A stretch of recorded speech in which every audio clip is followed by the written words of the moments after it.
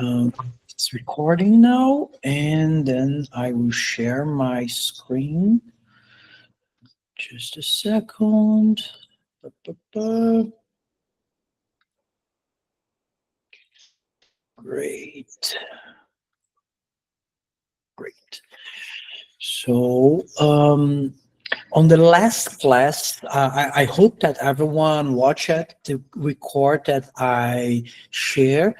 And in that record, we saw all the app patterns, all the surface diagnostic horizons, and now we will move to the subsurface horizons. Okay, we have much more subsurface horizons. You can see here the list. It's bigger than the app patterns, but they also are quite different from each other. So it's quite easy to differentiate them.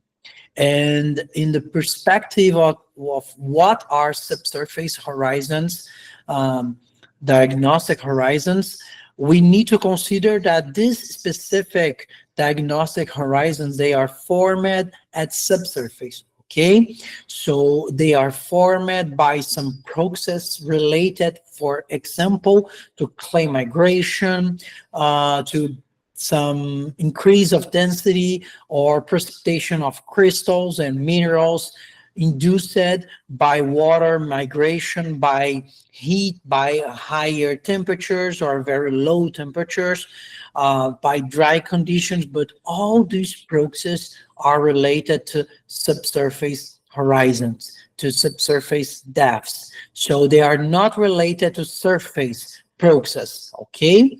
And among these horizons, these diagnostic horizons, we have some that has a strong human action too, and some of them, actually the majority of them, has no strong human influence. Okay, so the majority of them, they are formed everywhere, but without human action, without human influence. And some of them, especially two, they are more related to human action, to human influence. Okay. So let's start with the agric horizon. And this agric horizon, as the name says, it's something that's more related to agriculture.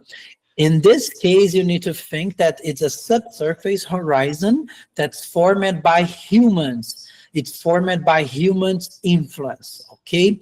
It's an alluvial horizon that's formed by an intense mixture and movement of materials, broken the particles, broken the aggregates, broken the pads. And because of this, we have some migration of fine particles, especially clay. So in some areas, because of the intense movement of machines, cows, animals, and even humans, we can break all the aggregates, all the pads, or at least the majority of them, and induce some clay migration. This clay migration can enrich the clay content at the subsurface horizon, okay? And of course, we also have, in some cases, an addition of material. Some humans also bring material and add material, not only at the surface, but they mix this material at subsurface level, and they increase, sorry, and they increase the content of silt, clay, and organic matter, especially humus, at the subsurface, okay? This addition of material and this movement, intense movement of machines, increase the bulk density, increase the soil density, even at subsurface levels. So this decrease the macroporosity, this decrease the porosity of the soil. Okay, so you can think that it's a problem, and in some types also it's common that this reduction of porosity also it's followed by an increase in penetration resistance. So the roots hardly can penetrate or grow across through this horizon. As you can see in this picture, only roots at the surface, and after this level, you can see this level where I'm showing with the arrow. You hardly can see roots growing through that and find this yellowish or reddish horizon. Okay, so the human action not only influence the surface of the soil but also can influence the subsurface of the soil. And then when we have a strong influence of this subsurface horizon, then we call it as an agric horizon. Okay, as we always do, we need to check the criteria to identify the agric horizon. So the first criteria is the thickness. It should have a thickness of at least 10 centimeters and achieve one or the two options below. Okay, first of all, 5% or more by volume of wormholes, including coatings that are 2 millimeters or more thick and have a color value of 4 or less than this when moist, and a chroma of 2 or less than this. Okay, so we need to find dark colors with a lot of home wormholes, sometimes even coatings. This coatings is that, I don't know if you already pay attention for this, but it's quite common that in wormholes you can see the coating in the walls formed by this kind of animals. These animals, they can create some coatings in the walls of the holes. It's like a shiny wall that you can see because the movement of they are growing movement inside it. So I create this kind of coatings. I will show you other pictures in the future because it's more related to other horizons that we can see very easily. And of course, for people that will attend the field trip, we will see this in the field trip too. Okay, so an agric horizon should be at least 10 centimeters or more of thickness and should register some wormholes, sometimes coatings, and a dark color. Okay, and or 5% or more of lamellae that have a thickness of 5 millimeters or more and have a color of 4 or less when moist, and a chroma of 2 or less when moist. Okay, this lamellae I will show you in the next few slides because they are much more common in other diagnostic horizons, but basically they are some thin layers of clay that you can see at the horizon. Okay, in the horizon, and these lamellae, they are formed by clay migration. As I said to you, this intense mixing of soil can break these aggregates and induce some clay migration, and this clay migration can produce what we call lamellae.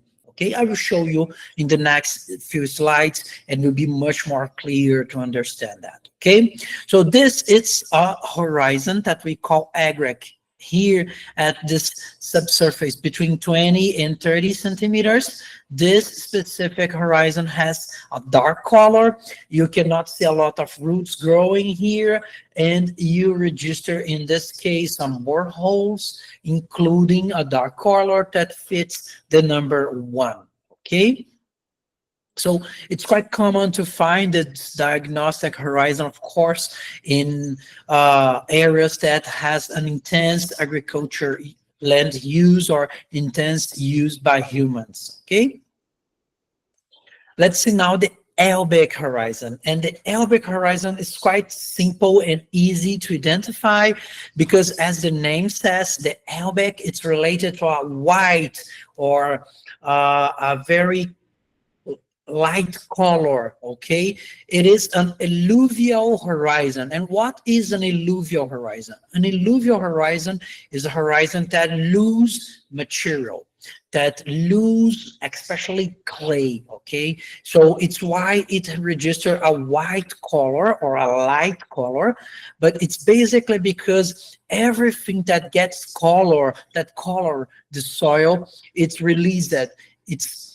destroy it or move it from the albeck horizon to other horizons. Okay, so for example, in this photo, you can see at the surface an A horizon with a dark color, and here between 20 and around 50 centimeters, you can see here something with a sandy texture. You can even feel the sand, right? But especially you can see a very light or white color, okay? And why this horizon registered this white color? You should remember the E horizon, the genetic E horizon that I already mentioned it to you. This specific horizon, it releases clay, it releases material that gets color to the horizon, to the soil, okay? So it's quite common in some areas that clay can migrate from here to deeper horizons. And when clay migrates through the soil profile, through the soil voids with water, the water penetration carries some clay from this horizon to this horizon. So the clay movement, we call this eluviation. This eluviation, this clay movement, reduce the clay content in this specific horizon. And because of this reduction of clay content, we reduce also something that gets color to this horizon. So this horizon lose the color, lose the yellow or red or yellowish or orange or green or blue, any other color that you can think, just is destroyed by this clay movement. And now this specific section of the soil has only a color related to quartz, basically quartz or other primary minerals. So like pyroxene, olivine, feldspars, quartz. So this doesn't have a strong color. So basically the horizon presents a white or a light color, okay? So an albeck horizon, as I mentioned, it's a horizon that suffer eluviation. It suffer clay movement. Clay starts to migrate from here to another horizon, but it's also quite common in some areas, especially in Europe, that this horizon can also register some clay destruction, okay? In some areas, because of the very acidic pH, this high content of hydrogen can destroy the clays, and only the clays, because clays register a very high specific surface. So this acidic, very acidic pH, of course, can affect the silt and sand grains, but cannot destroy them. But the clays that register a very high specific surface, they are definitely and totally destroyed. So you have a strong destruction and dissolution of clays in this section, and because of this you have a relative increase of sand content, let's say in this way, and this also can release any clay that was not destroyed, and then the clay also can migrate. So when you produce something with a sandier texture than below, then the horizons that are below this section, you can register the albeck horizon, okay? And this sandier texture can be formed by clay destruction or clay movement, okay? Both are quite common. The clay movement, it's much more common than the clay destruction. And as I said, sometimes you also can have both processes. You only can identify that your soil has only one or both process describing very carefully in the soil. If you describe the soil in the field, so then you can identify this. We will do this in our field work, okay? And the albeck horizon, it should register albeck material. And what is the albeck material? Let's see. They have some criteria specific for this material. Okay, so this is a diagnostic material, and as a diagnostic material, it registers some specific criteria. The criteria is at least one of this chroma of 2 or less than this, and either a color value of 3 when moist and 6 or more when dry. So you can see that it registers a light color, a very light and high color value when dry, but it's a dark color, very low value when moist, and a color value of 4 or more moist and a 5 or more when dry. So we can register in some cases also a light color, a very high value when dry and moist. It's just because this horizon, as it only registers quartz and other primary minerals, just a little of organic matter sometimes can reduce the value. Okay, it's why in some cases when moist, you can register a very low value, like 3 or 4. But when dry, this organic matter cannot register a strong color, a very low value, so the value will be high, like 5 or 6 or even higher than this. Okay, and also we can register a chroma of 3 or less and a color value of 6 or more when moist, or 5 or more when dry, so even higher values. Okay, and if we cannot fit this number 1 or number 2, we have the number 3. And the number 3 is that the chroma is controlled by the color of uncoated grains of silt or sand. The hue should be 5YR or even rather than this, and the color value listed is in item 1A or 1B. Okay, so 1A or 1B.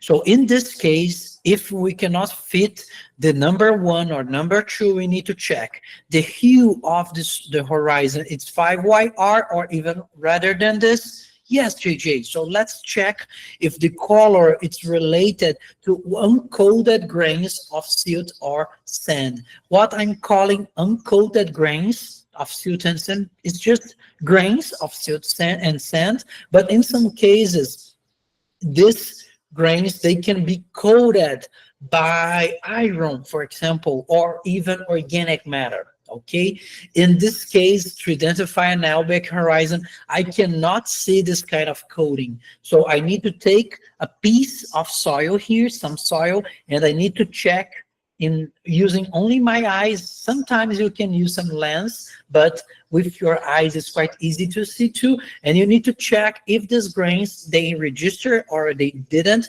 any coating. If they don't have any coating, great. So I need to check if they fit number 1A or number 1B. Okay, in this case, if they fit, if they register Albeck material, so then probably they can register Albeck horizon. Okay, but I need to check this first. So after checking if I have or I didn't have Albeck material, so then I need to check the criteria for the Albeck horizon. And the Albeck horizon is quite simple.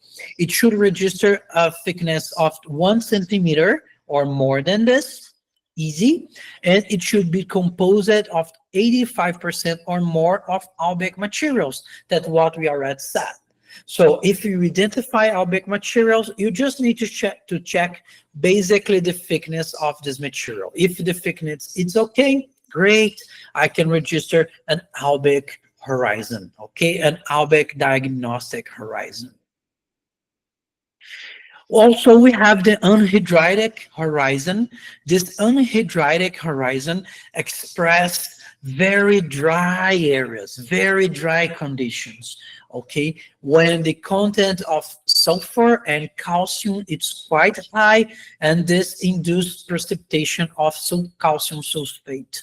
The calcium sulfate is a very fragile mineral. So this mineral hardly can be stable or at least at solid phase in wet or moist areas. Okay, so if the precipitation is high and if the evapotranspiration is not high, hardly you can register calcium sulfate concentrations. Okay, and if you register the calcium sulfate concentrations, so maybe you can find this specific diagnostic horizon. Okay, so it's composed of low stable minerals, minerals that can be easily destroyed, easily dissolved, and then it's only formed in very dry conditions, in arid or semi-arid areas. But even in semi-arid areas, it should be a very dry condition, okay? It's also quite common to be formed in hypersaline groundwater, because if this groundwater it's close to the surface or can at least achieve some horizons of the soil. So if you register some influence of this groundwater, and this groundwater it's rich in calcium or even sulfate, you can induce some precipitation of these minerals, okay? But you need to be a little closer to the surface, okay? Because you need to register some high temperatures. It's why I said that it's more common in dry conditions, because you need register high temperature or high evapotranspiration or even evaporation, okay, in some areas.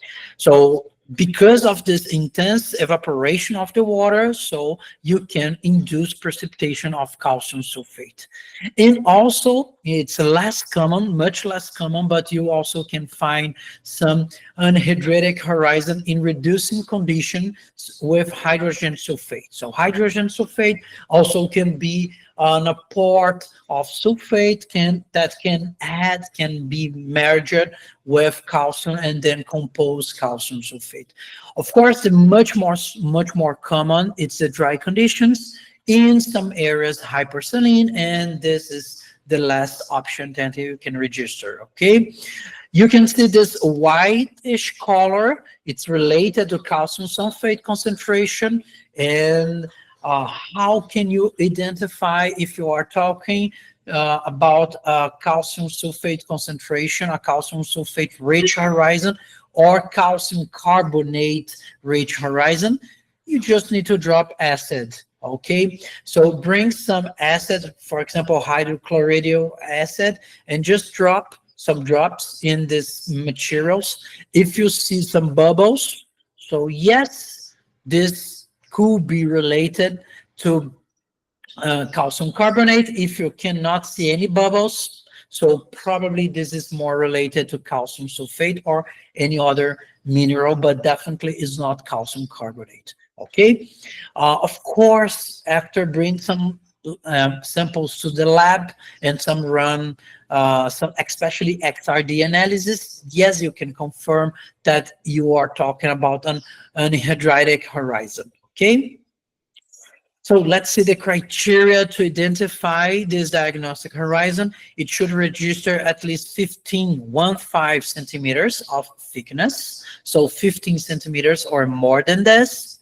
It should register at least 5% or more by weight of anhydrite. Okay, so the calcium sulfate without water. Okay, has anhydrite as the predominant calcium sulfate mineral, with gypsum either absent or present only in minor amounts. So the gypsum, it's calcium sulfate plus water. So if you register calcium sulfate plus water, the content of this mineral, that's gypsum, should be very, very low, okay? JJ, how can I identify or differentiate anhydrite and gypsum in the field? You can't do that. I'm sorry, you can't do that. At the field, no way. You need to run some XRD analysis, okay? So you can take the samples, bring to the lab, run some analysis, and then you can, okay, JJ, I have much more anhydrite. So yes, I'm talking about an anhydrite horizon, okay? If you cannot register anhydrite, or if you register much more gypsum than anhydrite, so it's not an anhydritic horizon, okay? And I should register a product of the thickness in centimeters multiplied by the anhydride content of 150 or more. So I need to multiply the thickness of this horizon and the anhydride content, and I should find the result should be equal or higher than 150. Okay, so for example, a thickness of 30 centimeters and 5% of anhydride. Okay, just as an example to show you that if I multiply this both, I can find at least 150. Okay, so the content, when the content of anhydride is higher, the thickness could be less, could be lower, but of course could not be lower than 15 centimeters. Okay, so you should remember that the lowest thickness is 15 centimeters, and then the content of anhydride could be higher or lower than this, then, but also could not be lower than 5%. Okay, the color now, because everything is end, so you can see that all these criteria, they are mandatory. They are not, they cannot be skipped, any of them. The hue should be 5Y, the chroma, moist and dry of 1 or 2, and the value of 7 or 8. So we have a specific color for this because it registers a very white or light color, and this very strong white color is related to the presence of calcium sulfate. Okay, so let's go for this horizon. I love this horizon. This is quite important and quite common also. Okay, this argillic horizon is one of the horizons that you can find basically everywhere, and even in all the soil classification systems. WRB, Brazilian, Australian, French, German, everywhere you can find something similar to this specific horizon. Okay, this argillic horizon, it also registers clay eluviation. So it registers some clay movement, some clay increase content at subsurface horizon when I compare this subsurface horizon with the horizons that are above. Okay, so it registers a higher clay content than the overlying horizons or the overlying layers, the overlying sections. Okay, so in this photo, you can see here around 50 centimeters below, you can see, especially here, a stronger color, a reddish color. And when I compare this section with these other sections, I quite easy can identify the horizons and layers, but I'm telling you that this section has a higher clay content than above. Okay, and it's also quite easy to see that the texture of the image seems like a clay-rich horizon, and you also can see some cracks here, and I'm telling you that these cracks are formed by the clay shrinking and swelling. Okay, you can see that we don't register any dark color here, so the absence of dark color means that the clay content of the organic matter content is not high, so all cracks are only related to clay, the minerals that are here, and then we cannot see any crack above, so the clay content here should be much higher than above. Okay, and as I said, some of these horizons, they are formed by clay migration. It's quite common that clay can migrate from the surface horizons and enrich the subsurface horizons. Okay, it's quite common, guys. Uh, let's see if I can draw here. Okay, I can, no, I'm trying to make a draw. No. Okay, let's see if I can draw here. Just, how can I draw something here? Okay, I think that I have something that I can draw. Let's see. Oh, no, here.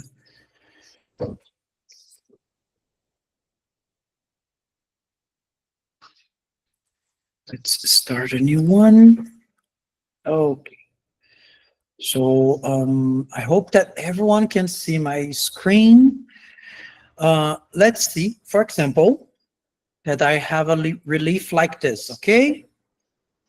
So I have a hill and I have a plateau here, and here I have a river.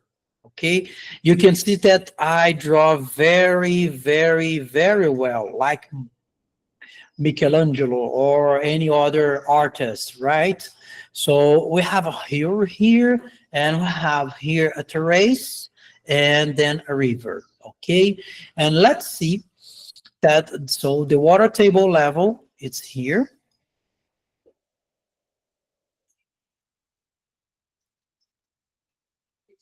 Okay. So the water table level is here, and we have a hill. And then let's see that because of the water table level, it's quite close to the surface. This soil can register some variations of temperature among the day, across the day. Okay. So during the day, all this area register very high temperatures, but in the night, we register very low temperatures.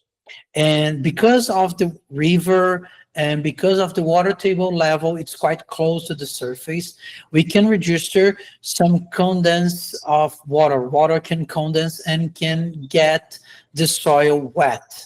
So the surface of the soil gets wet at night because of the very low temperature and the very high amount of water close to the surface, or even the water at the surface because of the river.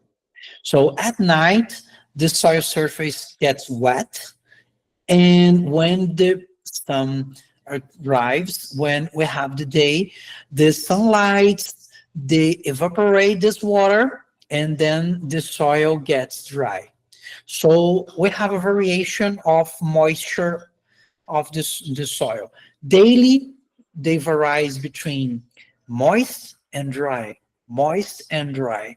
And this variation of water content, this variation of moist condition induce some shrinking and swelling of the soil because the surface of the horizon, the surface of the soil, the surface horizon, the topsoil has a high content of organic carbon, and we know that organic carbon, the organic matter, can absorb a lot of water.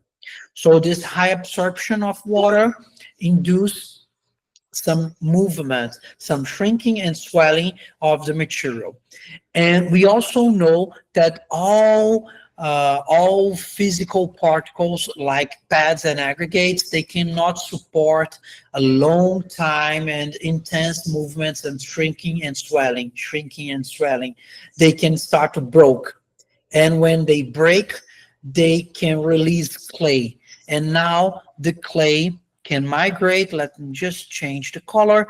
The clay can start to migrate from surface horizon and enrich the subsurface horizon. Okay, so this movement, this intense and repeated movement of shrinking and swelling can break these aggregates and induce some clay movement.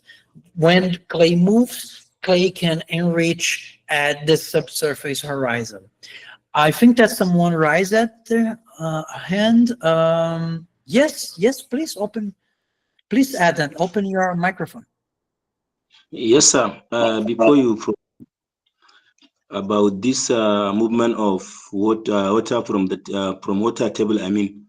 So I want to ask you the rate of the alluviation.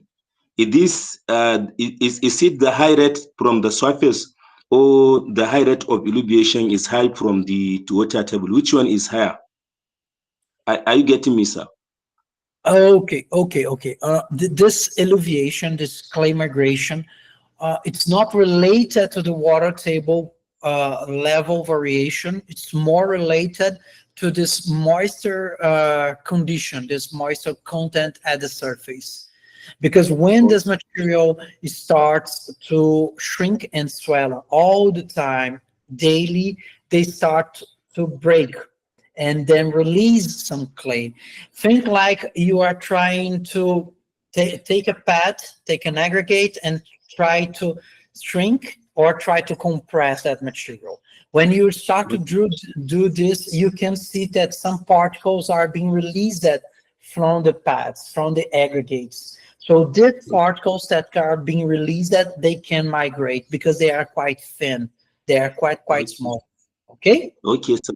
Okay, sir. I got it. I got it. Okay, there is no relationship between the water movement from the surface or the water movement from the water table. Okay, No, thank you, sir. no, welcome. No Okay, relation to sir. this. No relation.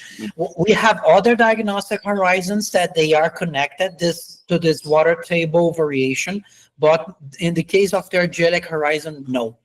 It's more related to the clay movement. Okay. Okay. Okay. I would also show you another example of this. Let me put another one.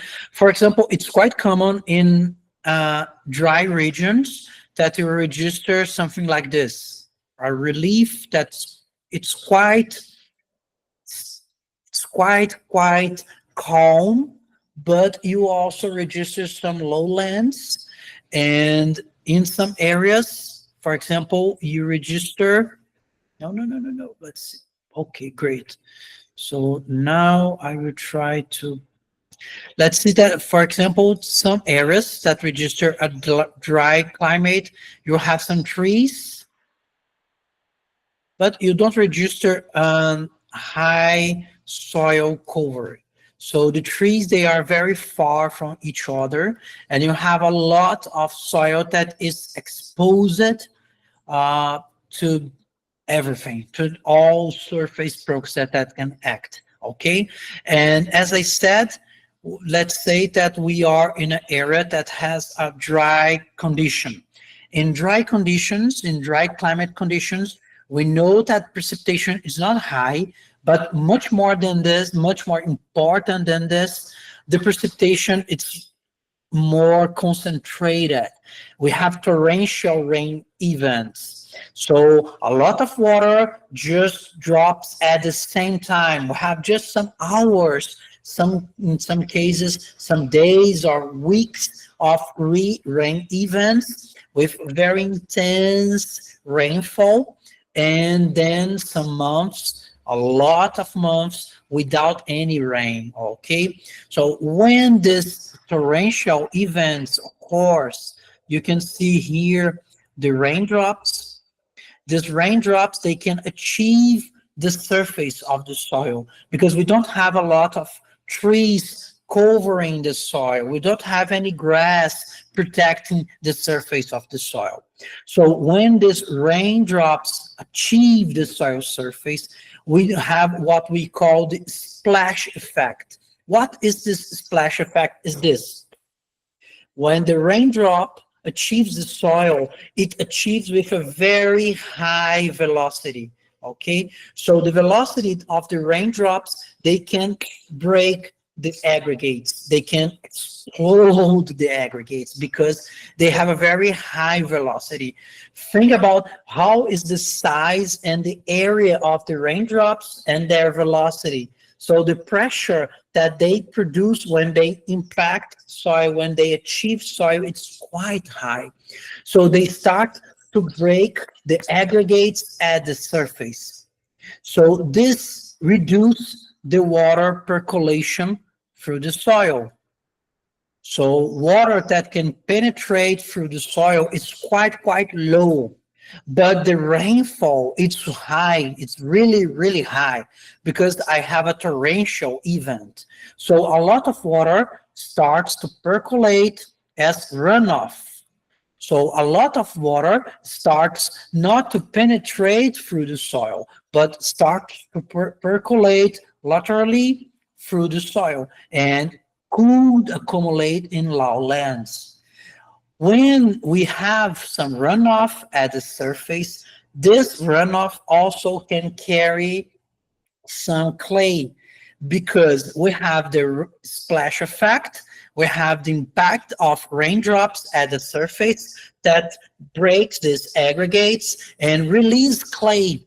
And when we have the runoff, we have some water that is running at the surface. This runoff can carry some clay, and this process reduce the clay content at the surface, reduce the clay content of the topsoil. And when we consider, for example, let's see that here we have a soil profile with the A horizon, and here the B horizon.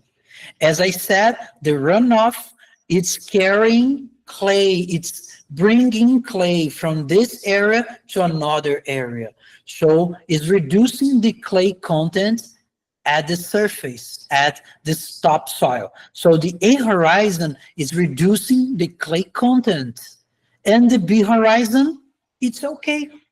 The B horizon in this specific case is not receiving clay, so the B horizon is not increasing the clay content, but the B horizon is not reducing the clay content. So after some years, some decades, some centuries, I can reduce the clay content of the A horizon at a level that here we have a sandy texture, or at least a sandier or a sand-rich horizon, and a B horizon with a very high clay content, because the B horizon never lose clay. Never, in this specific case, never lose clay, but the A horizon, it release. It lose a lot of clay. So after some decades, after some centuries, we produced a horizon with a sand-rich texture and a B horizon with a clay texture. So we have a soil profile with differences of texture between A and B horizons. And you can ask me, JJ, why is this so important? It's just a soil that has a horizon with a sandy texture and a B horizon with a clay texture. No problem. Guys, this is quite important. And it's quite important for everything. Let's think a little bit. How could be the conductivity of water through the soil profile? Let's think about the water conductivity of water through a soil profile that has a sand content at the surface that's quite high, but register a very high content of clay at the B horizon. Well, the water here now can fastly across, could be across the A horizon, could penetrate through the A horizon very easily, because we have a very high content of sand, and we know that sand-rich horizons, they usually present a very high porosity, so water can easily penetrate through the A horizon. But when the water achieves the B horizon, now the water cannot fastly penetrate through the B horizon. Why, JJ? Because here we have a higher clay content. So the porosity here is much lower than in the A horizon. So the water here can penetrate very easily, but the water cannot penetrate very easily through the B horizon. So we have a soil profile that has differences of water penetration, water conductivity through the soil profile. And this could be important for agriculture, for civil engineer, for everything that you can imagine. Because now, after this, after the water penetrates very easily through the A horizon and hardly through the B horizon, you can have some water concentration here. So in the contact between the A and B horizon, you can form what we call perched water table. You can form a water table that's formed by water stagnation. The water cannot penetrate through the B horizon, and because of this, the water starts to concentrate between A and B horizon.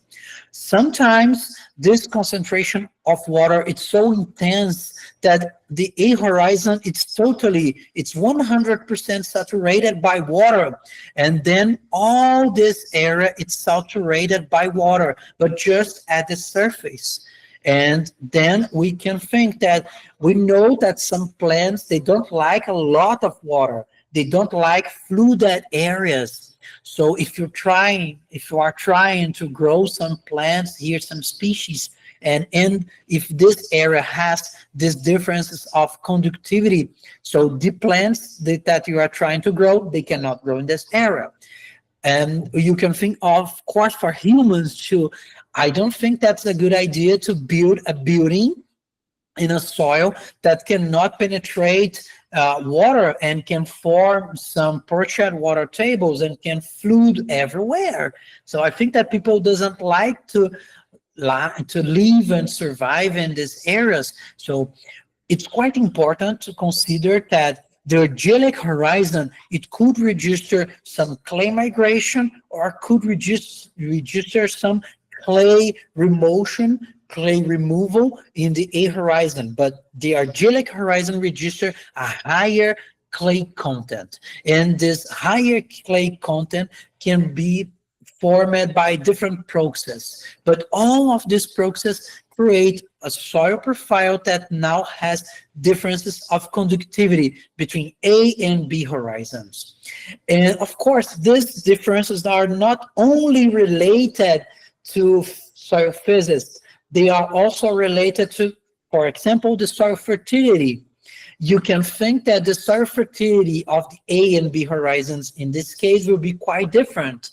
As the A horizon is sand rich horizon and the specific surface is not high, the CEC and the content of calcium, magnesium, and other elements will be not high at the A horizon.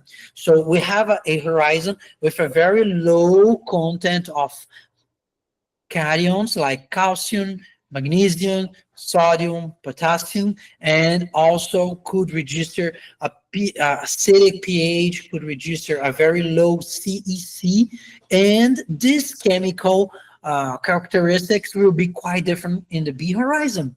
The B horizon can support a high CEC. The B horizon could register a high calcium, magnesium, sodium, potassium contents. The B horizon could register a high pH, no problem, okay? So we have A and B horizons that will register different physics and chemical characteristics, okay, in the same soil profile.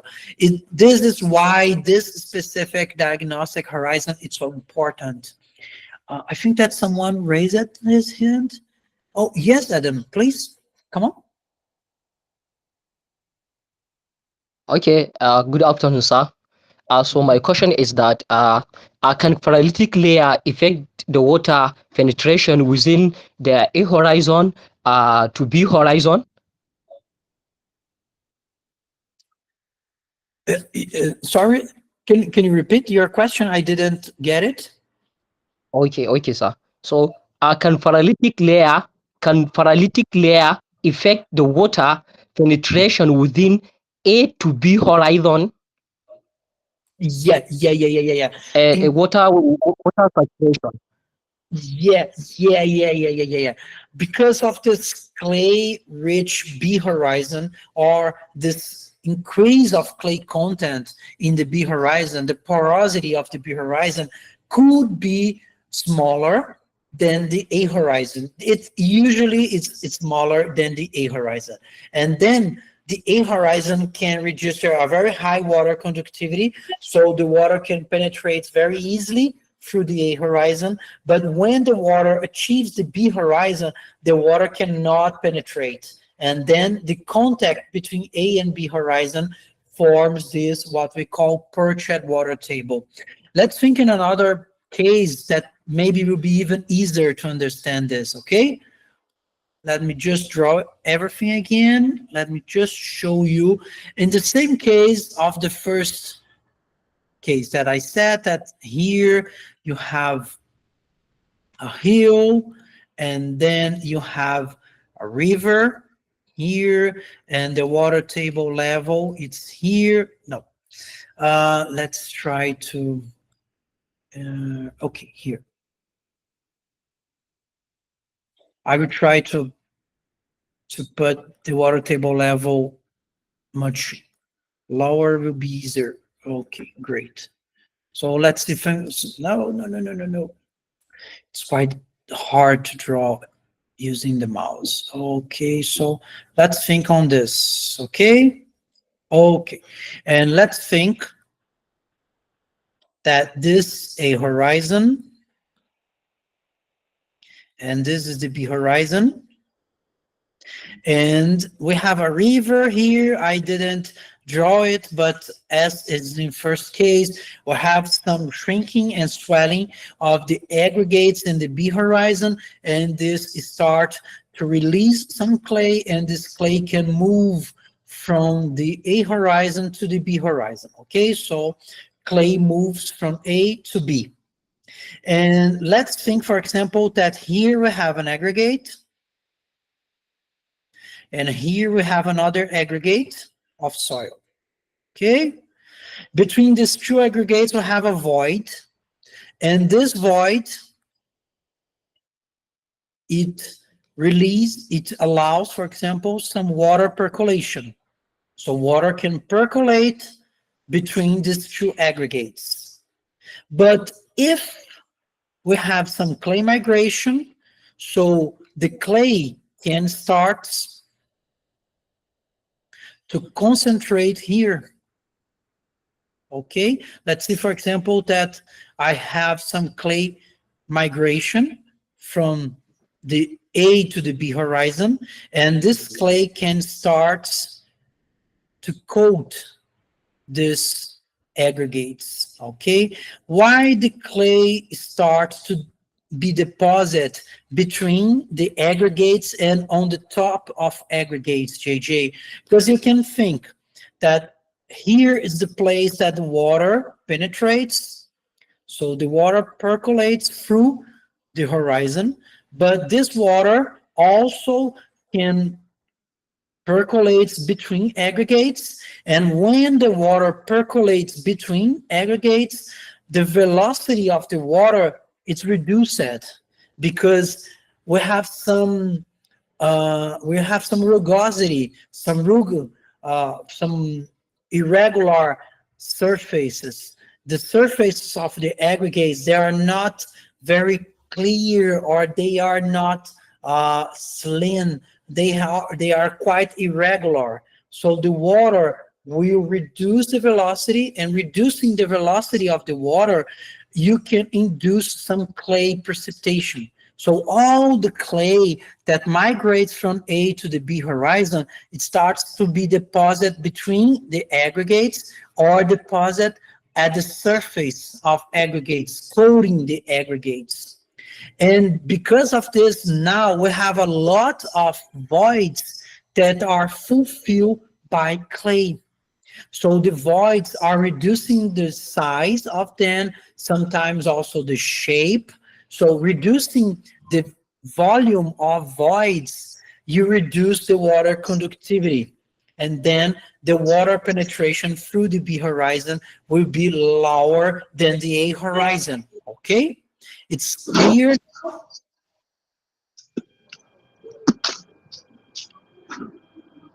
Okay.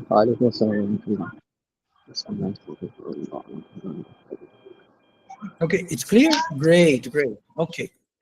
So because of this clay migration, this clay starts to coat the B horizons, to coat the aggregates of the B horizons, and to fulfill partially or completely the voids. And this voids, now they cannot transport, or they didn't allow water to penetrate through the B horizon, reducing the soil porosity, reducing the soil conductivity, the water conductivity through the B horizon. Okay, so let's return to the slides here. So as I said, it's quite common that the B horizon, the argillic horizon, register a lower water percolation, water conductivity, and it's quite common to create in some conditions temperature water table in the A. Okay. Uh, I think that's got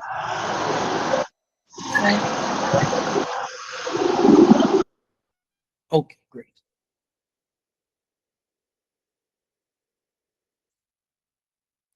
Okay, so again, the argillic horizon is a horizon that has a higher clay content than above, than the overlying horizons. This higher clay content could be originated, can be formed by clay migration, or because the clay can be removed from the horizon. Oh, it's also common in some cases that the clay at the A horizon also can be destroyed, and the destruction of clay in the A horizon can reduce the clay content such a level that you register a very high clay content at the B horizon and a very low content of clay at the A horizon. So the argillic horizon can be formed by clay destruction, by clay movement, vertically or horizontally movement.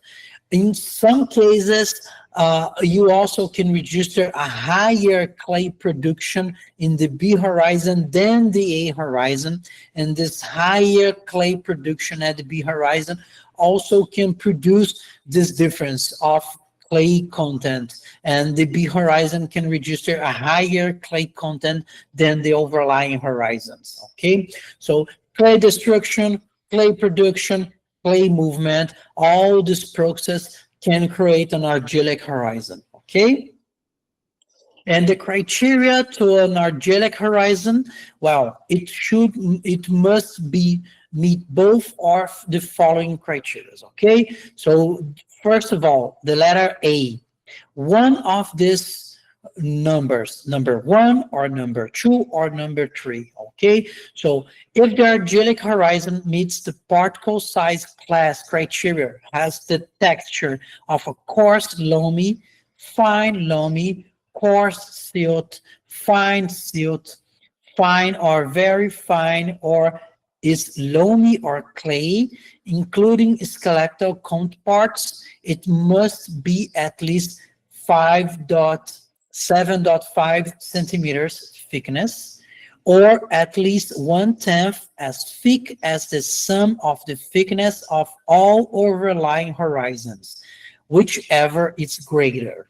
Okay, so if the argillic horizon has one of these textures, it should register at least 7.5 centimeters of thickness, or at least 1/10 of the thickness. That's the sum of thickness of all overlying horizons. So let's see in this case, this is the argillic horizon, okay? And let's say that it registers a clay texture. So it should register at least 7.5 centimeters, or it should has at least 1/10 of the sum of all overlying horizons. So I have here a horizon between, let's say, 35 and 50, another horizon between 15 and 35, and another horizon between 0 and 15. So I need sum all of them, and 1/10 of this, it's, let's say, 5.5 centimeters. So the B horizon should be equal or higher than 7.5 centimeters or 5.5 centimeters. It should be the greater. The greater, it's 7.5. So in this case, the B horizon should register at least 7.5 centimeters. And here we can see that starts around 55 centimeters and ends around 95. So we have much more than 7.5 centimeters. So great, it fits the argillic criteria of thickness. Okay, so we need to consider the thickness of the horizon by itself, or the sum of the thickness of everyone that's above the argillic horizon, and then we consider 1/10 of this. Okay, or this is another option. If the argillic horizon meets the sandy or sandy skeletal particle size criteria, it registers a sandy texture. It must be at least 15 centimeters of thickness. So again, if we register here on argillic horizon, and let's say that I register a sandy texture in this case, so this horizon should register at least 15 centimeters of thickness. Okay, and the last option, if the argillic horizon is composed entirely of lamellae, the combined thickness of the lamellae that are 0.5 centimeters or more thick must be at least 15 centimeters. So if the argillic horizon is composed basically entirely by lamellae, this material should register at least 15 centimeters. This section should register at least 15 centimeters, and the lamellae should register at least 0.5 centimeters. I will show you right now this lamellae. They are here. Can you see this reddish color, this stronger color? These are lamellae. They are very thin sections of clay that are formed by clay migration. So sometimes the clay migration from above, from the topsoil to the subsurface horizon, can form these materials that we call lamellae.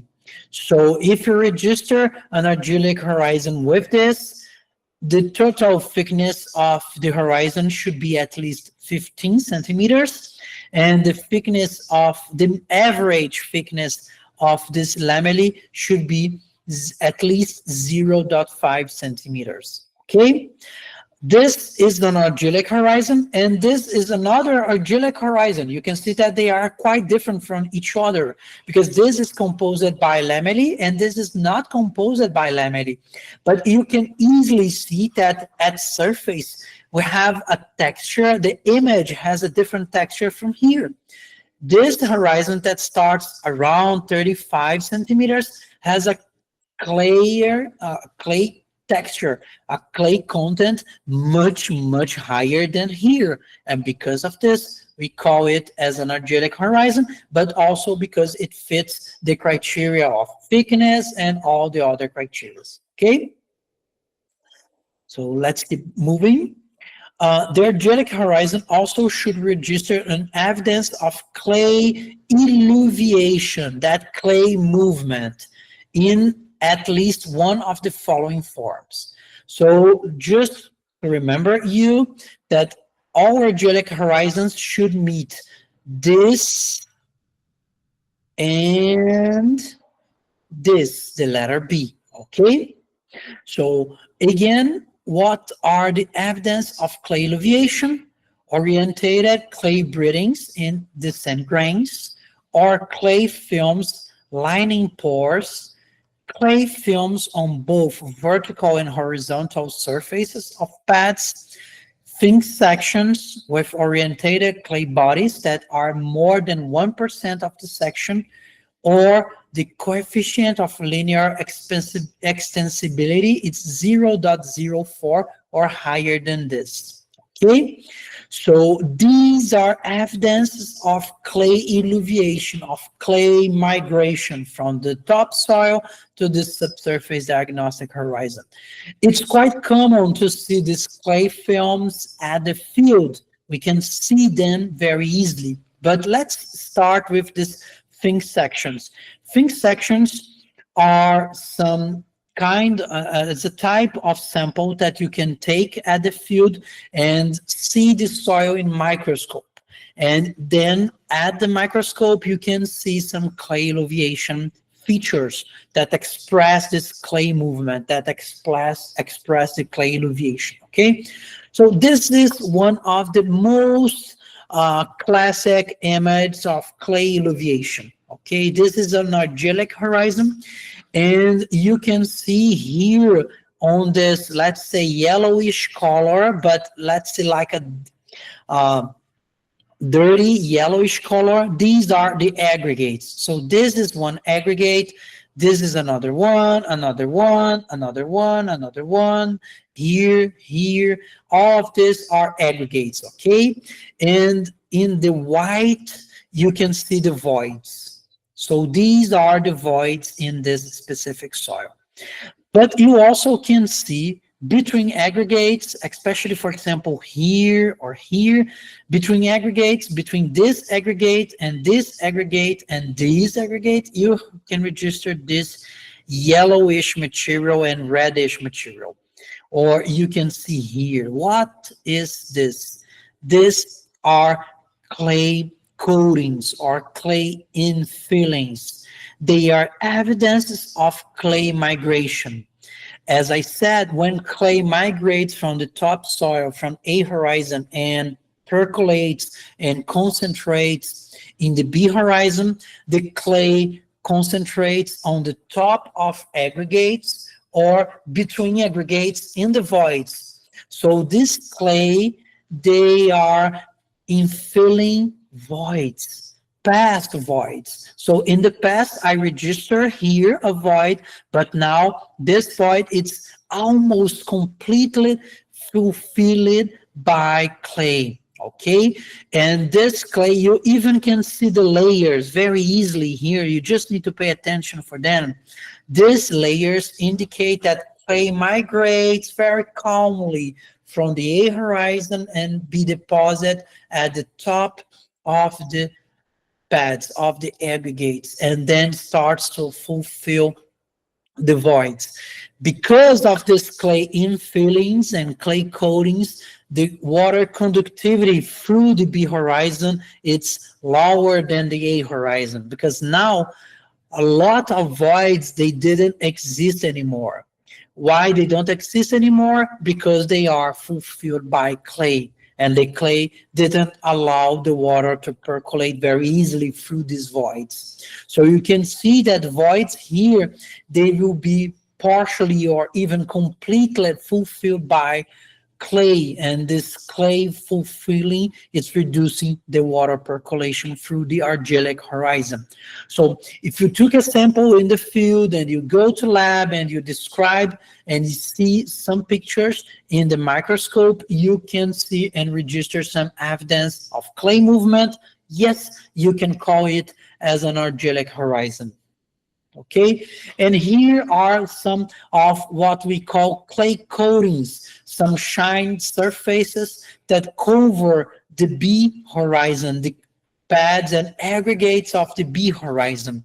So these are evidences of clay movement. So this evidence shows you that the clay move from the A horizon and achieve the B horizon. And now the clay is deposited on the top, coating the pads and coating the aggregates.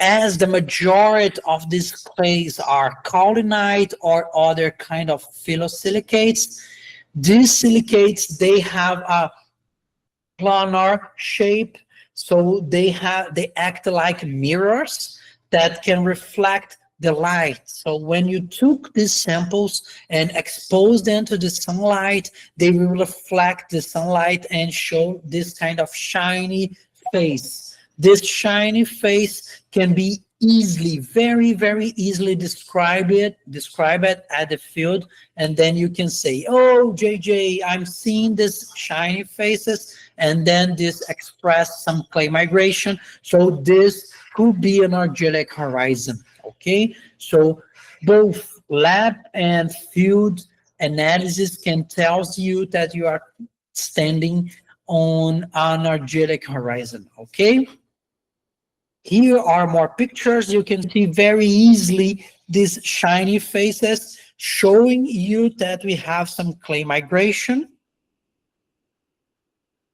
Another criteria for identify the argillic horizon, if an alluvial horizon remains and there is no lithological discontinuity between it and the alluvial horizon, and no plow layer directly above the alluvial layer, then the alluvial horizon must contain more total clay than the alluvial horizon within a vertical distance of 30 centimeter or less, as follows. So again, if I register an alluvial horizon, some horizon that lose clay, and below the alluvial horizon, I register my B horizon with the alluvial clay, and both are connected without any kind of lithological discontinuity or no plow layer. They should be connected in a vertical distance of 30 centimeter or less than this. And in this distance of 30 centimeters, the increase of clay content should fit one of these three letters. So first of all, if any part of the alluvial horizon has less than 15% of clay, total clay, in the fine earth fraction, the argillic horizon must contain at least 3% more clay. So let's think about A horizon above a B horizon. And this A horizon, it releases some clays. So it releases some clay, and now the B horizon has a higher clay content than the A horizon. And I could saw, for example, in the B horizon, so those shiny faces, some of these clay coatings covering the aggregates. So, okay, I see that I register some clay movement, and I don't have any lithological discontinuity, or I cannot see any plow layer. So great. So only the A and B horizons. And the A horizon has 10% of clay. Okay, so the A horizon has 10% of clay. In this case, I need to fit this specific rule, this specific ladder. So to identify an argillic horizon, the content of clay should be at least 3% more. So if my A horizon has 10% of clay, the B horizon should register at least 13% of clay. So if my A horizon has 10% of clay and my B horizon has 20% of clay, great. I fit this rule, I fit this criteria, and then my horizon could be an argillic horizon, okay? But let's say my A horizon has only 10% of clay, and my B horizon has 11% of clay. So the difference is much, much lower than this.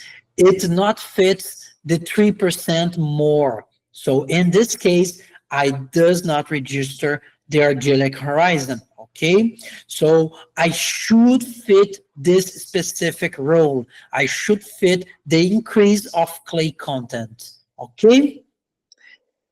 If the alluvial horizon has between 15 and 40% of clay in the fine earth fraction, the argillic horizon must have at least 1.2 times more clay than the alluvial horizon.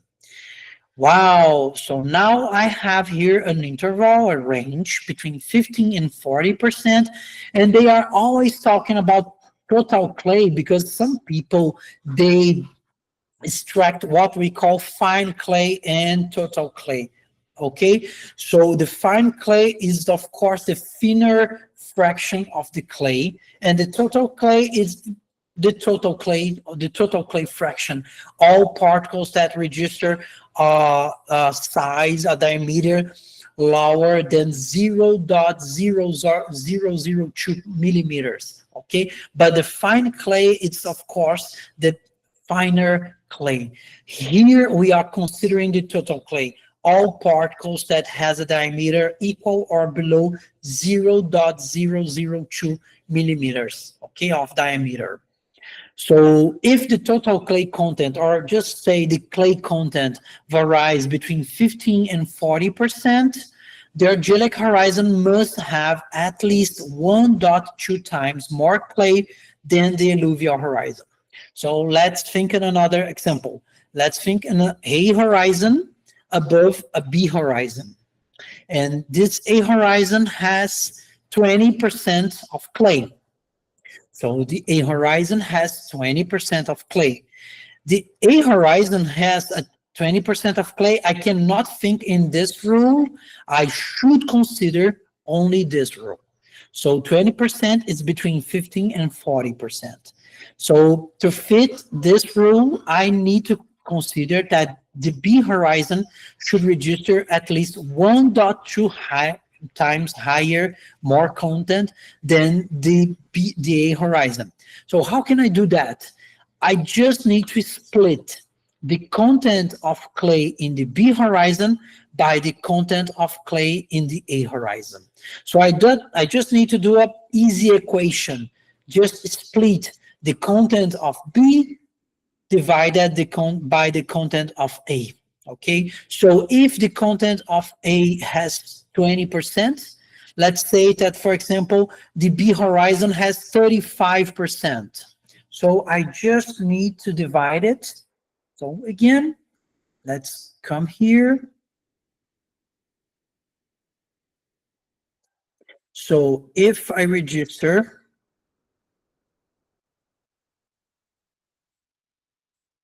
an A horizon and it is above a B horizon, and this A horizon has 20% of clay.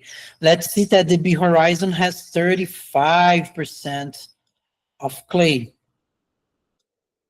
I just need to split 25 by 20.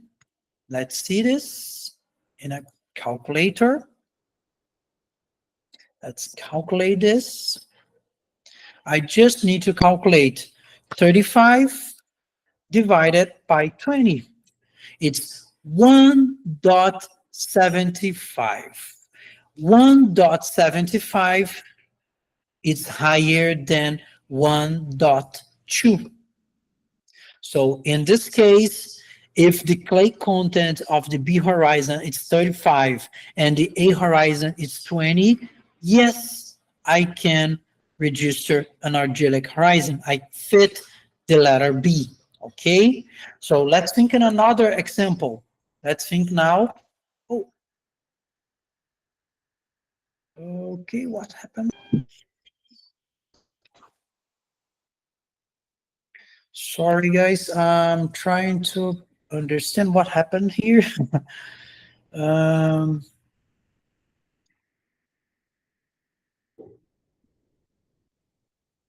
oh gosh, what happened?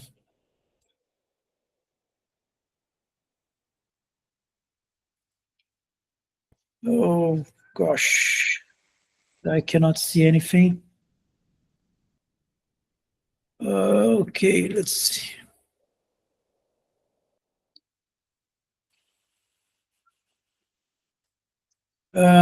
Guys, can you hear me? Yes. Yes. Okay. Let me just try to understand what happened here. Hope What I your did. hope your power is not down. No problem, sir. Okay. Thank you. Thank you. Just let me understand what happened. Okay. Can check your battery. No, it's okay. It's okay. Okay. I don't understand what happened. What happened? What happened? No. And it seems that Okay. Okay. So, okay, let's think, let's think here, okay? I'll try to avoid to return to the other screen. So let's say that the A horizon has, again, 20% of total clay, and the B horizon has only 18%. Again, you just need to split 18 divide, oh, not 18, of course, 18, it's even less than 20. Let's think on 22, okay? So the A horizon has 20% of clay and the B horizon has 22% of clay. You just need to divide the 22 by 20. 22 by 20, let's check. Not good on math, definitely not good on math. 22 divided by 20, it's 1.1. So 1.1 does not fit the criteria of 1.2. So in this case, this B horizon that register only 22% of clay does not fit the criteria to identify an argillic horizon, okay? And in the last case, if the alluvial horizon has 40% or more of total clay in the fine earth fraction, then the argillic horizon must contain at least 8% more clay. So if the alluvial horizon, let's say if the A horizon register 45% of clay, the B horizon to be classified as an argillic horizon should register at least 45 plus 8%. So 53% of clay. So always that you register 40% or more of total clay. So you need to consider that the B horizon, the possible argillic horizon, should register at least 8% more than the clay content of this A or E horizons. And again, guys, this increase of clay content should be in a vertical distance of 30 centimeters or less than this. So I cannot compare, for example, an A horizon with a B horizon, but let's say that I have an A horizon and then B1, B2, and B3. And this B3, it's 50 centimeters from distance from this A horizon. So 50 centimeters in a distance between the A and the B3 horizons. I cannot compare N and B3 because they are quite far from each other, okay? I only can compare horizons that they are on a vertical distance between in a 30 centimeters or less than this. So I always should consider this vertical distance. For example, I have an A horizon, B1, B2, and B3. So first of all, before I start to compare the clay content between them, I need to check the vertical distance of 30 centimeters. I cannot compare A horizon and a B horizon that is over this distance, it's out of this distance, okay? Just horizons that fit a distance of 30 centimeters or less than this, okay? Great. So again, guys, you don't need to memorize everything. It's a lot. I know it's a lot. So don't worry trying to memorize all of these details. Okay, I always check this because it's quite difficult to memorize and everything, and much more important than this because when you compare to other systems, they usually use these different numbers and criteria. All of them consider that, of course, they need to register an increase of clay content, but each system has one specific criteria. So every time that you need to check this criteria, just check on soil taxonomy. You don't need to memorize them. You don't need to memorize everything, okay? Oh, here I have an example. Let's see these examples and then we can stop for a break, okay? And we can have a break. Let's see the first soil. The first soil has an A horizon. a E horizon and a B horizon. And you can see that the A horizon has a distance, has a depth varying between 0 and 20, a E horizon between 20 and 30, and a B horizon between 30 and 60. So the B horizon starts at 30 centimeters. And we saw that we can compare everything above 30 with a lower distance than 30 centimeters. So between A, B, and E horizon, I can compare because, of course, they are one above the other. But I can see that the E horizon just has 10 centimeters. And I can compare everything with a distance of 30 centimeters. So the A and the B horizon, they have a distance of only 10 centimeters. So 10, it's less than 30. So I can compare B and E and B and A horizons. I can compare both. Of course, my suggestion starts to comparing the horizons that are close to each other because it will be much easier to identify the argillic horizon. Okay, so let's start. The B horizon has 40% of clay and the E horizon has only 10% of clay. I think that someone raised at the hand. Yes, please open your microphone. Yes, sir. I'm sorry, I'm stopping you. Please, in this example, sir, that means in soil 1, the argillic can only be found in E horizon, not B. Yeah. But you need to consider, you need to remember that the alluvial horizon, it's always the B horizon, not the E horizon. The E horizon is that horizon that lose clay. It's not increasing the clay content. The B horizon is the horizon that increase the clay content. The B horizon is the horizon that has alluvial evidence, alluvial feature, because the clay moves from A and E to the B horizon. So I will not compare the E and A. I should compare B and E, and eventually I can compare the B and A. Okay? As I said, let's try to return here.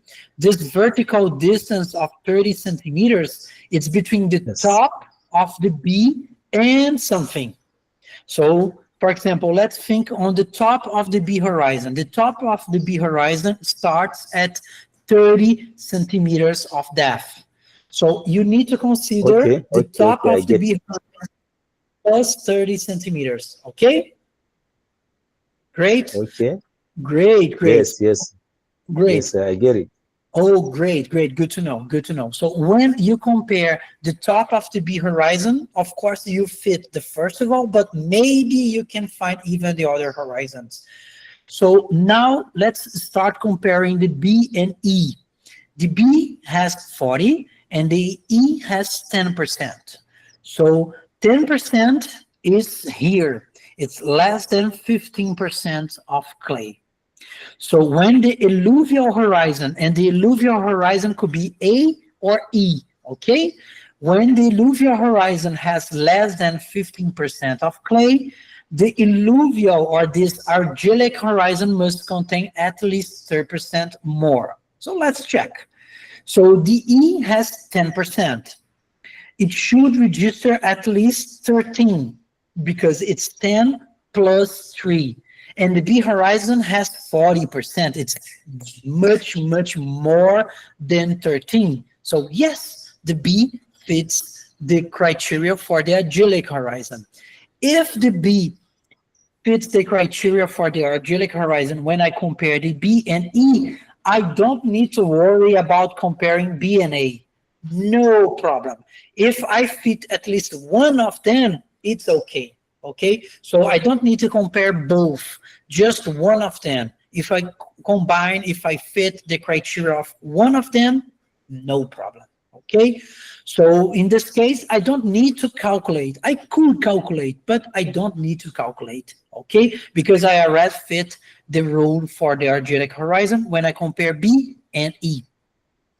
The second example, I have just an A and B horizon, and the A varies between 0 and 20, and the B between 20 and 60 centimeters. And the clay content at A horizon is 35, and the B is 40. So 35, it's here between 15 and 40%. So the argillic horizon must have at least 1.2%, 1.2 times more clay than the alluvial horizon.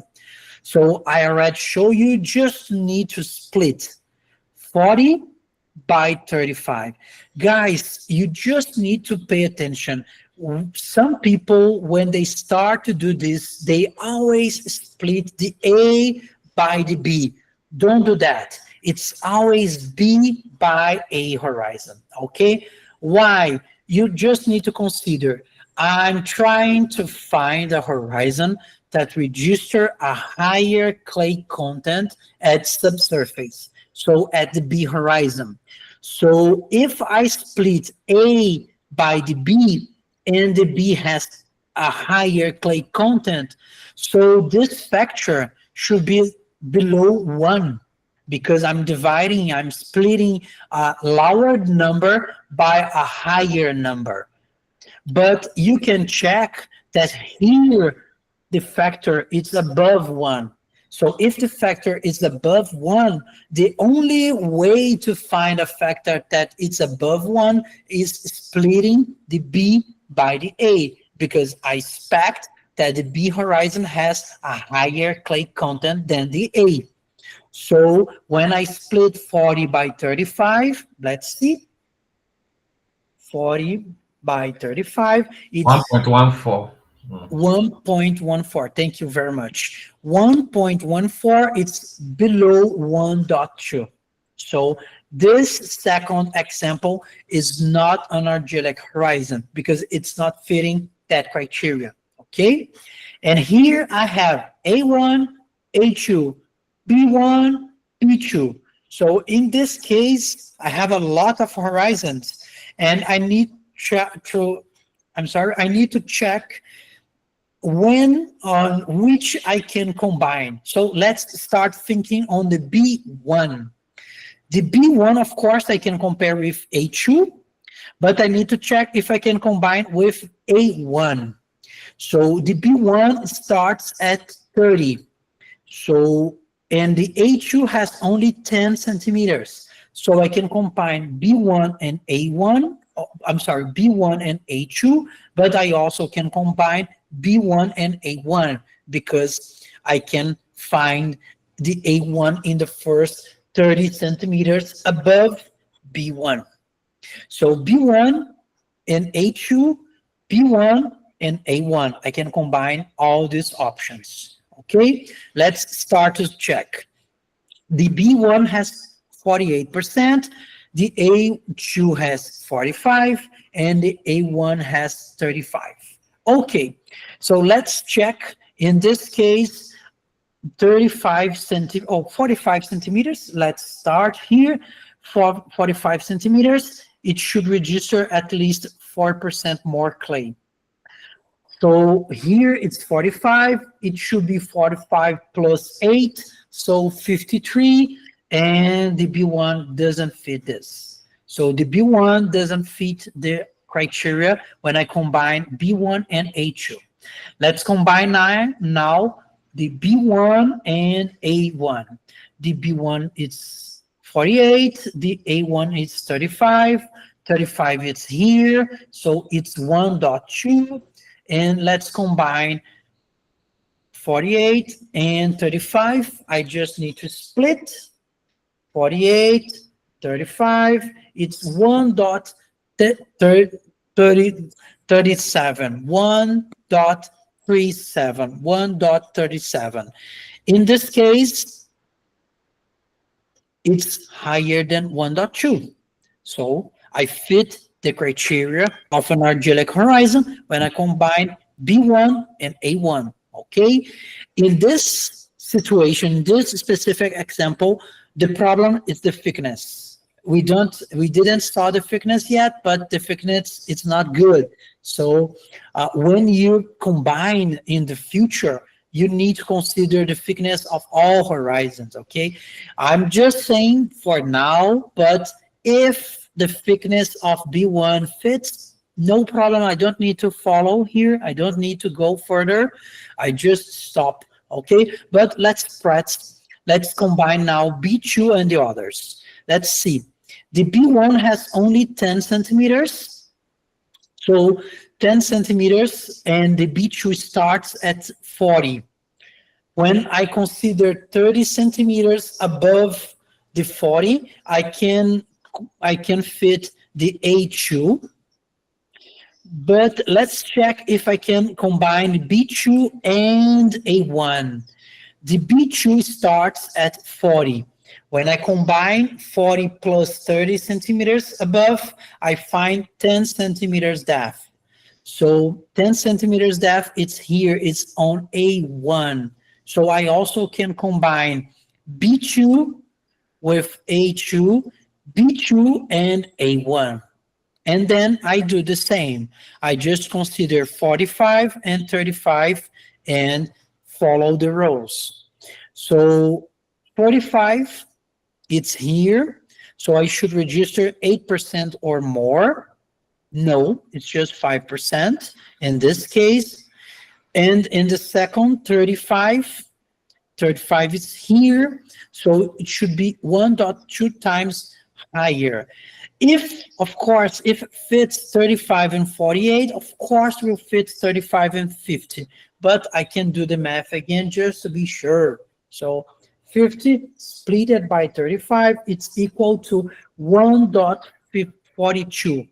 1.42. So 1.42, it's higher than 1.2. So yes, the B2 and B1 fits the criteria to identify the argillic horizon. Great, no problem, okay?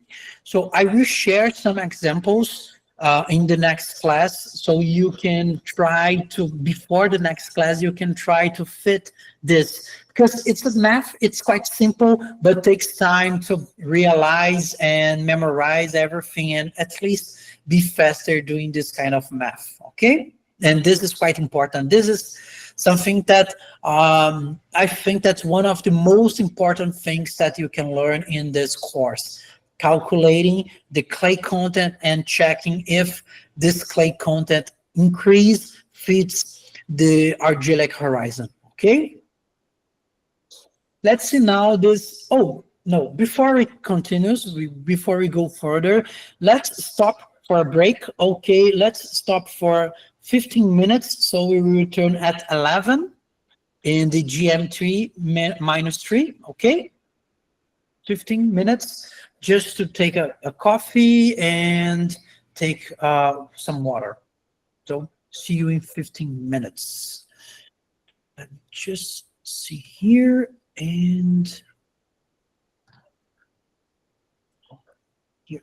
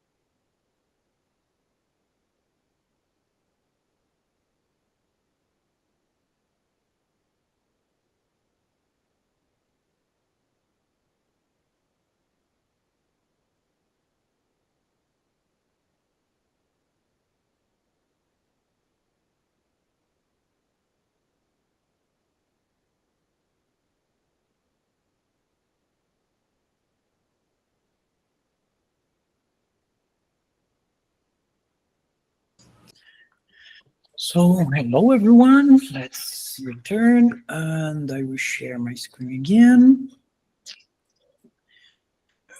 Okay, great. Here, okay.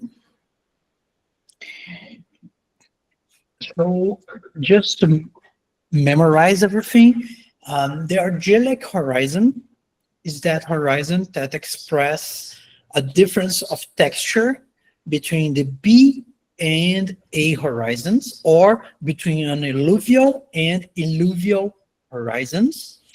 And this difference of clay content impacts on physics and chemical properties of the soil, and this is why it's so important.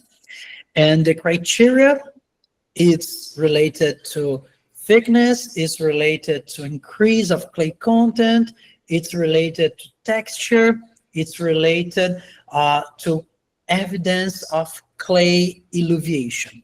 Great. Now let's see the Candic horizon. And the Candic horizon, it's also quite important, and it's also quite common in the tropics, in temperate regions, in even in dry areas, okay? The Candic horizon also register a higher content of clay than the overlying horizons. And you can say, why, JJ? It's not the same of the argillic? Yes, but the Candic horizon, it's a horizon that's not straight related to clay illuviation.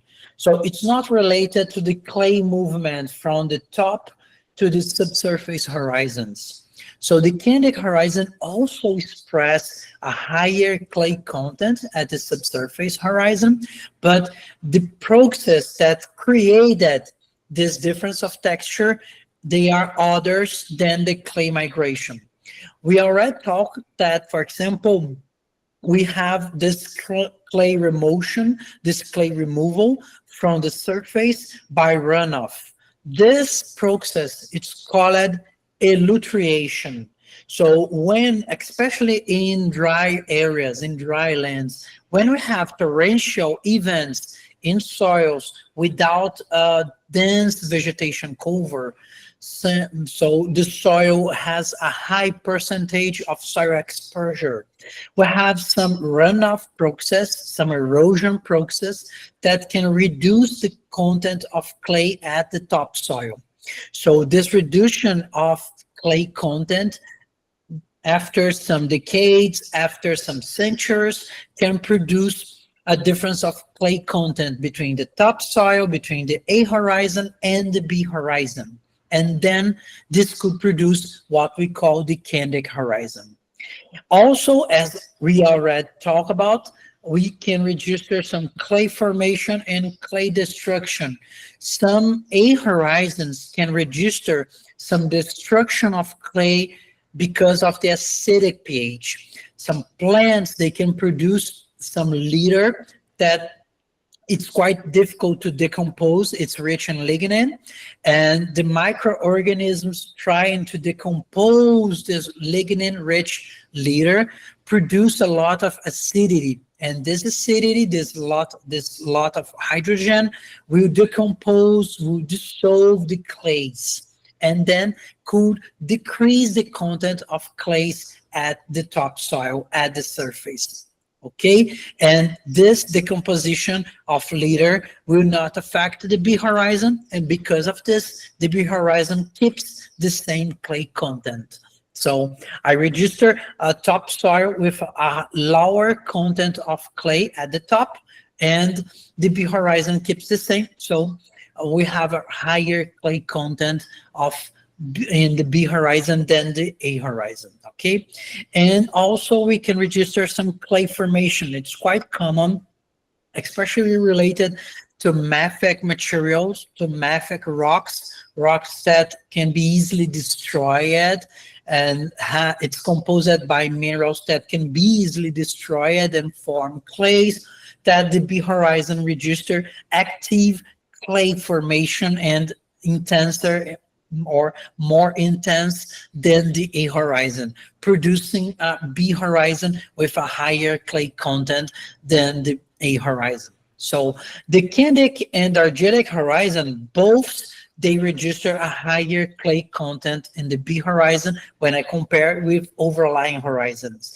The difference is that the argillic horizon can be produced by several processes, and the main process is the clay alluviation. The main process is the clay migration from the top to the bottom. But I can register also other processes, okay? But the candic horizon can be formed by also several processes, but no by the clay migration. They can be formed by elutriation, clay formation, clay destruction, by all of them, but no by clay migration. Okay, so the difference between candic and argillic, it's basically the clay migration. Okay, the argillic register clay migration, the candic does not register clay migration. Okay, the candic horizon, it's more common to be connected to one-to-one clays and oxides, to minerals that are more deeply weathered and leached than the argillic horizon. The argillic horizon, it's more common to be found in everywhere, but also one-to-one and two-to-one minerals. The candic horizon, it's more common, it's more related to deeply weathered soils, deeply weathered and leached soils. Okay. And of course, in this case, the candic horizon, as we don't have any evidence of clay migration, it always requires an overlying coarser horizon. Why I'm saying that? Because, for example, it's quite common let me return here, it's quite common to find, for example, a soil that sometimes does not have this section. And at the surface, I can register the argillic horizon. And I know that this section is an argillic horizon because I can see the clay skins. I can see the clay coatings. And I know that the clay coatings are only formed at subsurface. So I know that this soil, it has in the past an A horizon, but it had in the past an A horizon, but this A horizon was completed, eroded, and now the B horizon is at the surface. It's exposed at the surface, okay? So sometimes the argillic horizon could be found at the surface, and I know that it's a B horizon, an argillic B horizon, because it has clay skins or clay features that express clay migration. But the candic horizon, no, I cannot find any evidence of clay migration in the candic horizon. So to identify a candic horizon, I always need something that was above. I always need an overlying horizon that has a coarser texture, or it register a higher sand and silt contents, or a lower content of clay. Okay, so the candic horizon cannot be found at the surface. Okay, it always should be found at subsurface level, because I cannot find any evidence of clay remotion from the clay removal from the surface horizons if those horizons are not there anymore. So let's see the criteria to identify a candic horizon. It's a vertically continuous subsurface horizon that underlies a coarser texture surface horizon. So it should be below a horizon that has less clay. The minimum thickness of the surface horizon is 18 centimeters after mixing, or 5 centimeters if the textural transition to the candic horizon is abrupt and there is no densic, lithic, porolithic, or petroferric contact within 50 centimeters of the mineral soil surface. Wow, what's this? Well, we are saying that the surface horizon should register 18 centimeters after mixing between A1, A2, A3, if we register A1, A2, A3, A4, okay? Or this surface horizon should register 5 centimeters if we have a transition, a textural transition between the candec and this overlying horizon as abruptic.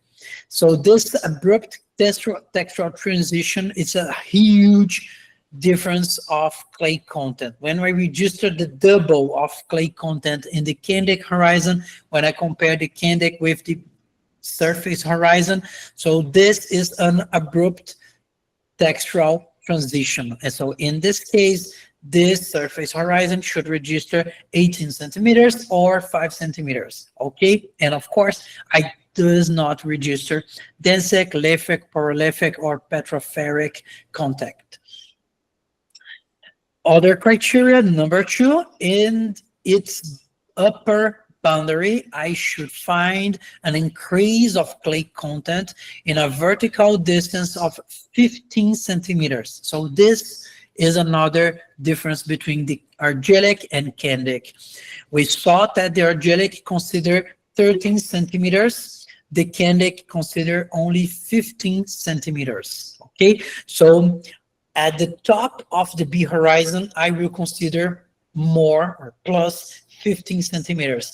In this vertical distance, all the horizons that are inserted in this vertical distance, I can try to compare with the content of the B horizon, with clay content of the B horizon. So, and we have those rules that also indicate the increase of clay content. Here they are equal, they are the same of the argillic horizon, okay?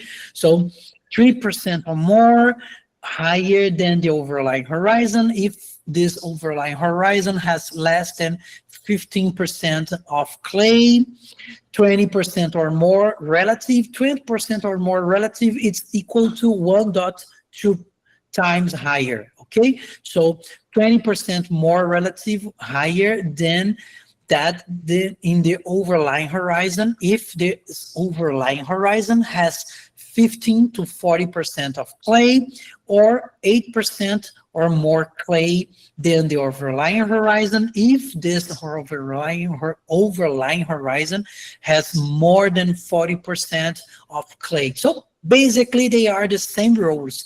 I just need to pay attention for this, that the vertical distance is now only 15 centimeters, okay? So I add here three examples. In the first of all, I have only A and B horizon. So of course, I will compare B and A. The A varies between 0 and 20, the B between 20 and 100 centimeters, and the content it's 50 and 64. So 50 is more than 40%. So I need to consider this specific rule, 8% more. See, if I register here 50, should be 50 plus 8, 58% is the minimum content of clay. And the B has 64. 64 is higher than 58. So yes, this B horizon fits the criteria for a candec horizon, okay? Now, this second example, I have again A and B horizon. The depths are the same, and the clay content now is different. The clay content in the A horizon, it's only 17%. In the B, it's 50. 17 varies between 15 and 40. So I need to follow this rule. 20% or more in a relative way of higher clay content. So how can I do that? I just need to split 50 by 70. So 15 by 17, let's see. 15 by 17, it's equal to 2.9. 2.9, it's much higher than 1.2 or 20% more of clay. So yes, this B horizon also fits the criteria for a candec horizon. Let's see the last example.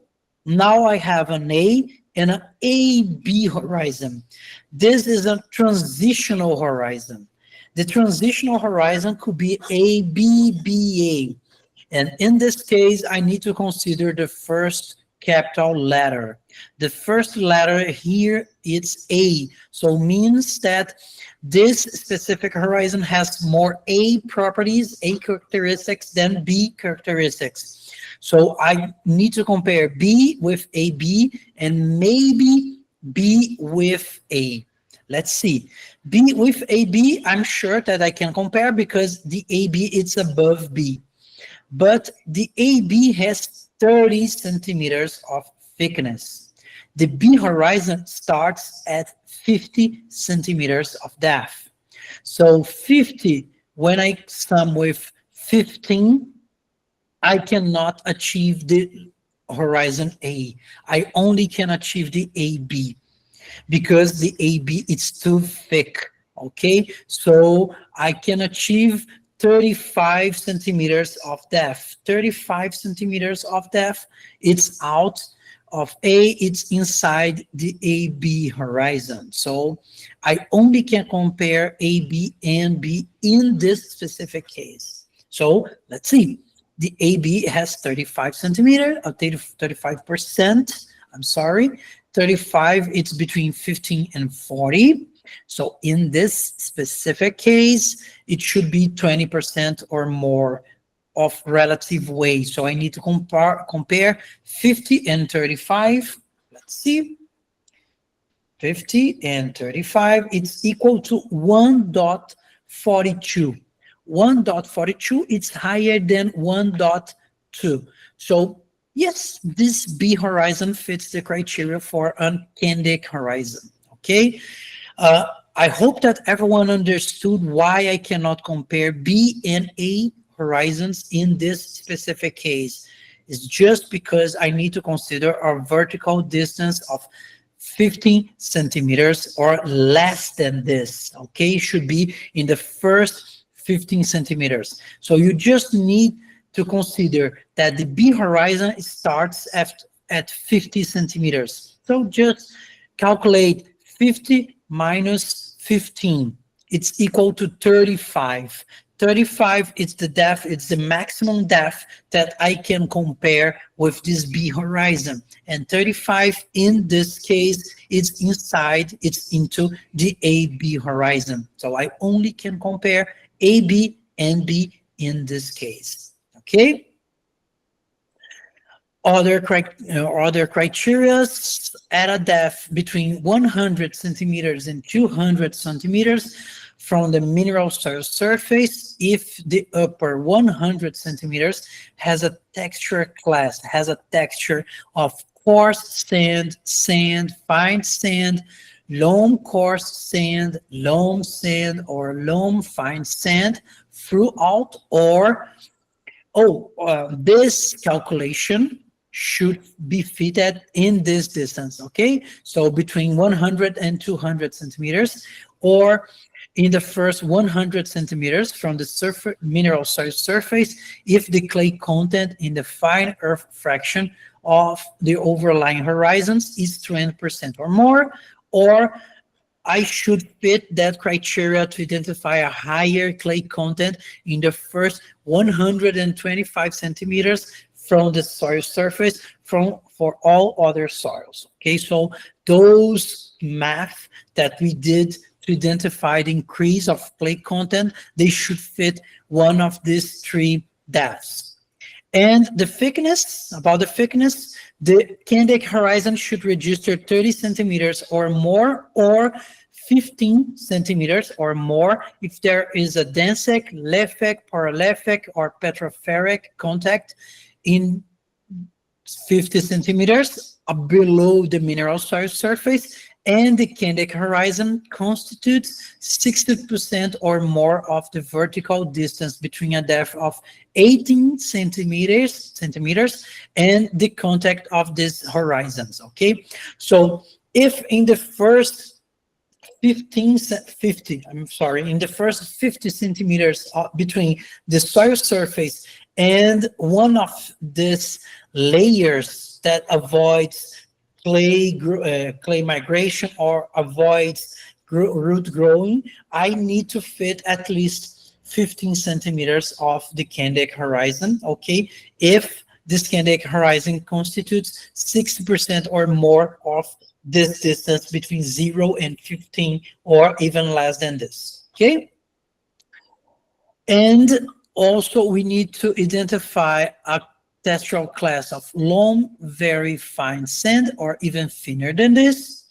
And we need to do a math now considering the chemical data. Okay, as I said, the candidate horizon, it's more related to low activity minerals like kaolinite, halloysite, iron oxides, goethite, hematite, gibbsite, this kind of things. Okay, so I need to do a math considering the CEC divided by the clay content. Okay, when I divide this content of CEC per the content of clay, the result should be equal or less than 16 centimole charge, positive charge per clay. So I need to divide the CEC per the content of clay, and it should be equal or lower than 16 centimole charge, okay, per clay. In one half, at least one half or more of this thickness, okay? So I should register a horizon that express dominant low activity clays. I could register some sections with high activity clays, or at least higher than 16, but the majority, at least half of this horizon, should register low activity clays at a depth of 100 centimeters, okay? So I need to find a horizon that register a higher clay content than the overlying horizons, and this clay should be dominantly low activity clays. So let's see, I have here one specific example. In this example, I have here an A and a B horizon, so I only can compare A and B. And of course, I can do the math to be sure that they fit that criteria. And here we have an A horizon with 50% of clay. 50% of clay is higher than 40%. So to identify the candidate horizon, it should be 50 plus 8, so 58 or more than this, and the B horizon has 64, so great, it fits that criteria. It fits the criteria of thickness. Now let's see the criteria of this CEC divided by clay content. Okay, here we have the content of calcium, magnesium, potassium, sodium, aluminum, age plus aluminum. So let's consider, oh, sorry, this is another example. This is the first example. We have two. So let's consider this first example here with this clay contents. And of course, I need to do the math considering the B horizon, not the A horizon.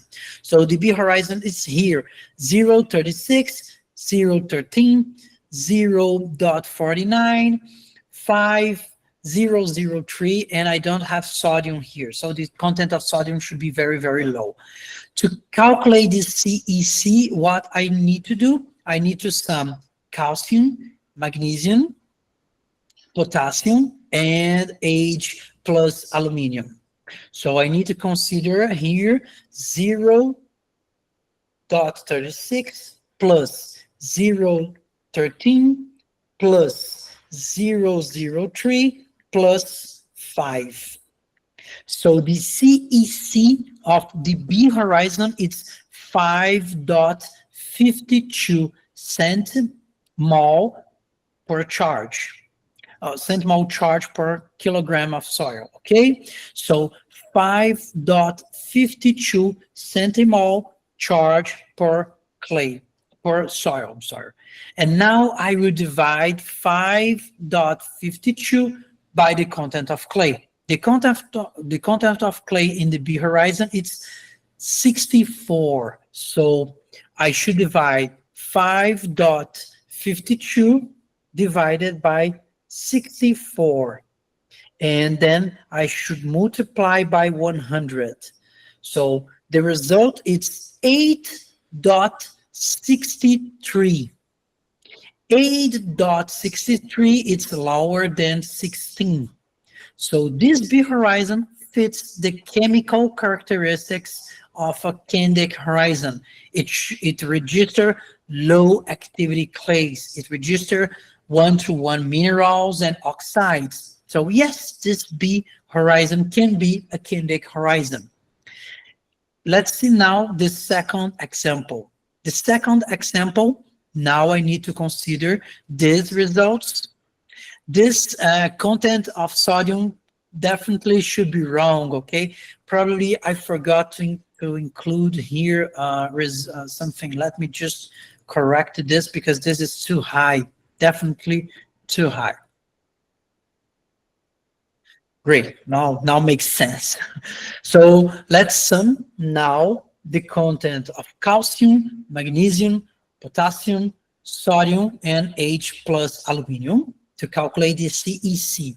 So it's 3.32, 8.01, 0.15, 0.3, plus 1.3. The CEC of the B horizon is 13.08. 13.08, it's a huge number, okay? But let's see. The content of the B horizon is 50.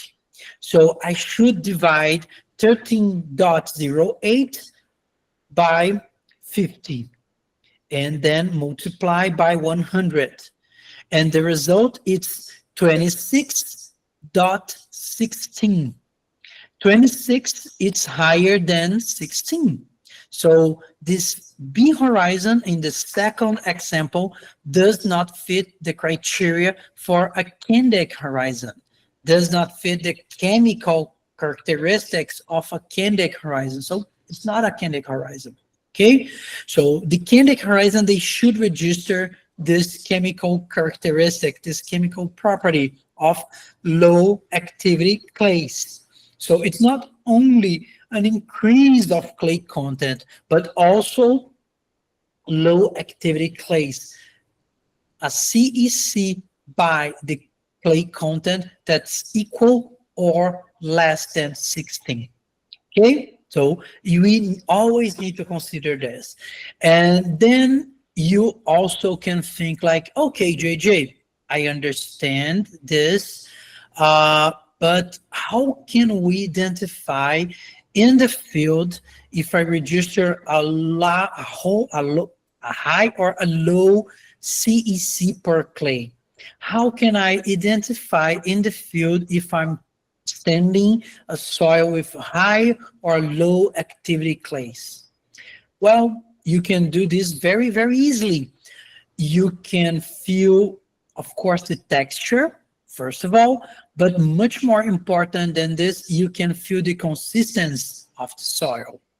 In general, soils that register high activity clays, they are quite hard to be broken when they are dry. So you hardly can break a piece of soil, especially aggregates, when they are dry and register high activity clays. But also we consider that high activity clays, they produce soils that register a high plasticity and a high stickiness. So it's quite easy to identify that soils with a high stickiness, a high plasticity, they stick a lot between your fingers, and you can move and change the size and the format and the shape of something of the material with soil because it registers a high plasticity. Okay, so it's quite easy to identify by the consistency that you register a high activity clay. Also, soils that register a high activity clay, they generally present some cracks when they are dry. So they change of volume according to the moisture contact. So high activity clays, they change a lot of volume, and the soils that are rich in this high activity clays, they also will change the volume when they are dry or wet. It's not the case of the Candic. The Candic horizon register low activity clays. So the stickiness of these soils, it's low. They don't stick a lot in your fingers, in your hand. The plasticity of Candic horizon is not quite high.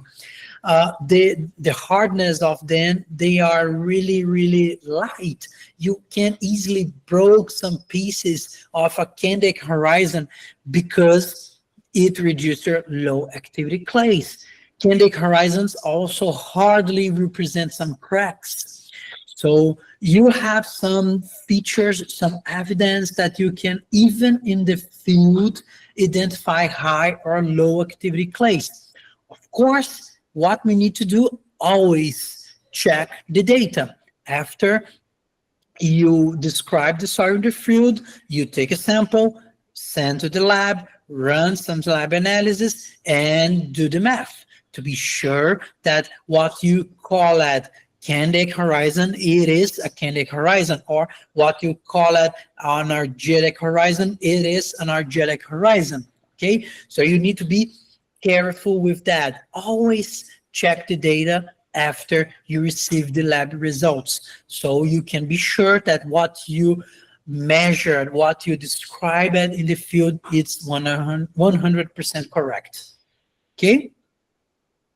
Oh, another option to identify a Candic horizon is that this Candic horizon has a regular decrease in organic carbon content within the increasing of depth, and it doesn't register any fine stratification or overlying layers with more than 30 centimeters of thickness that have fine stratifications, or and anorganic carbon content that decreases irregularly, randomly with increasing of depth.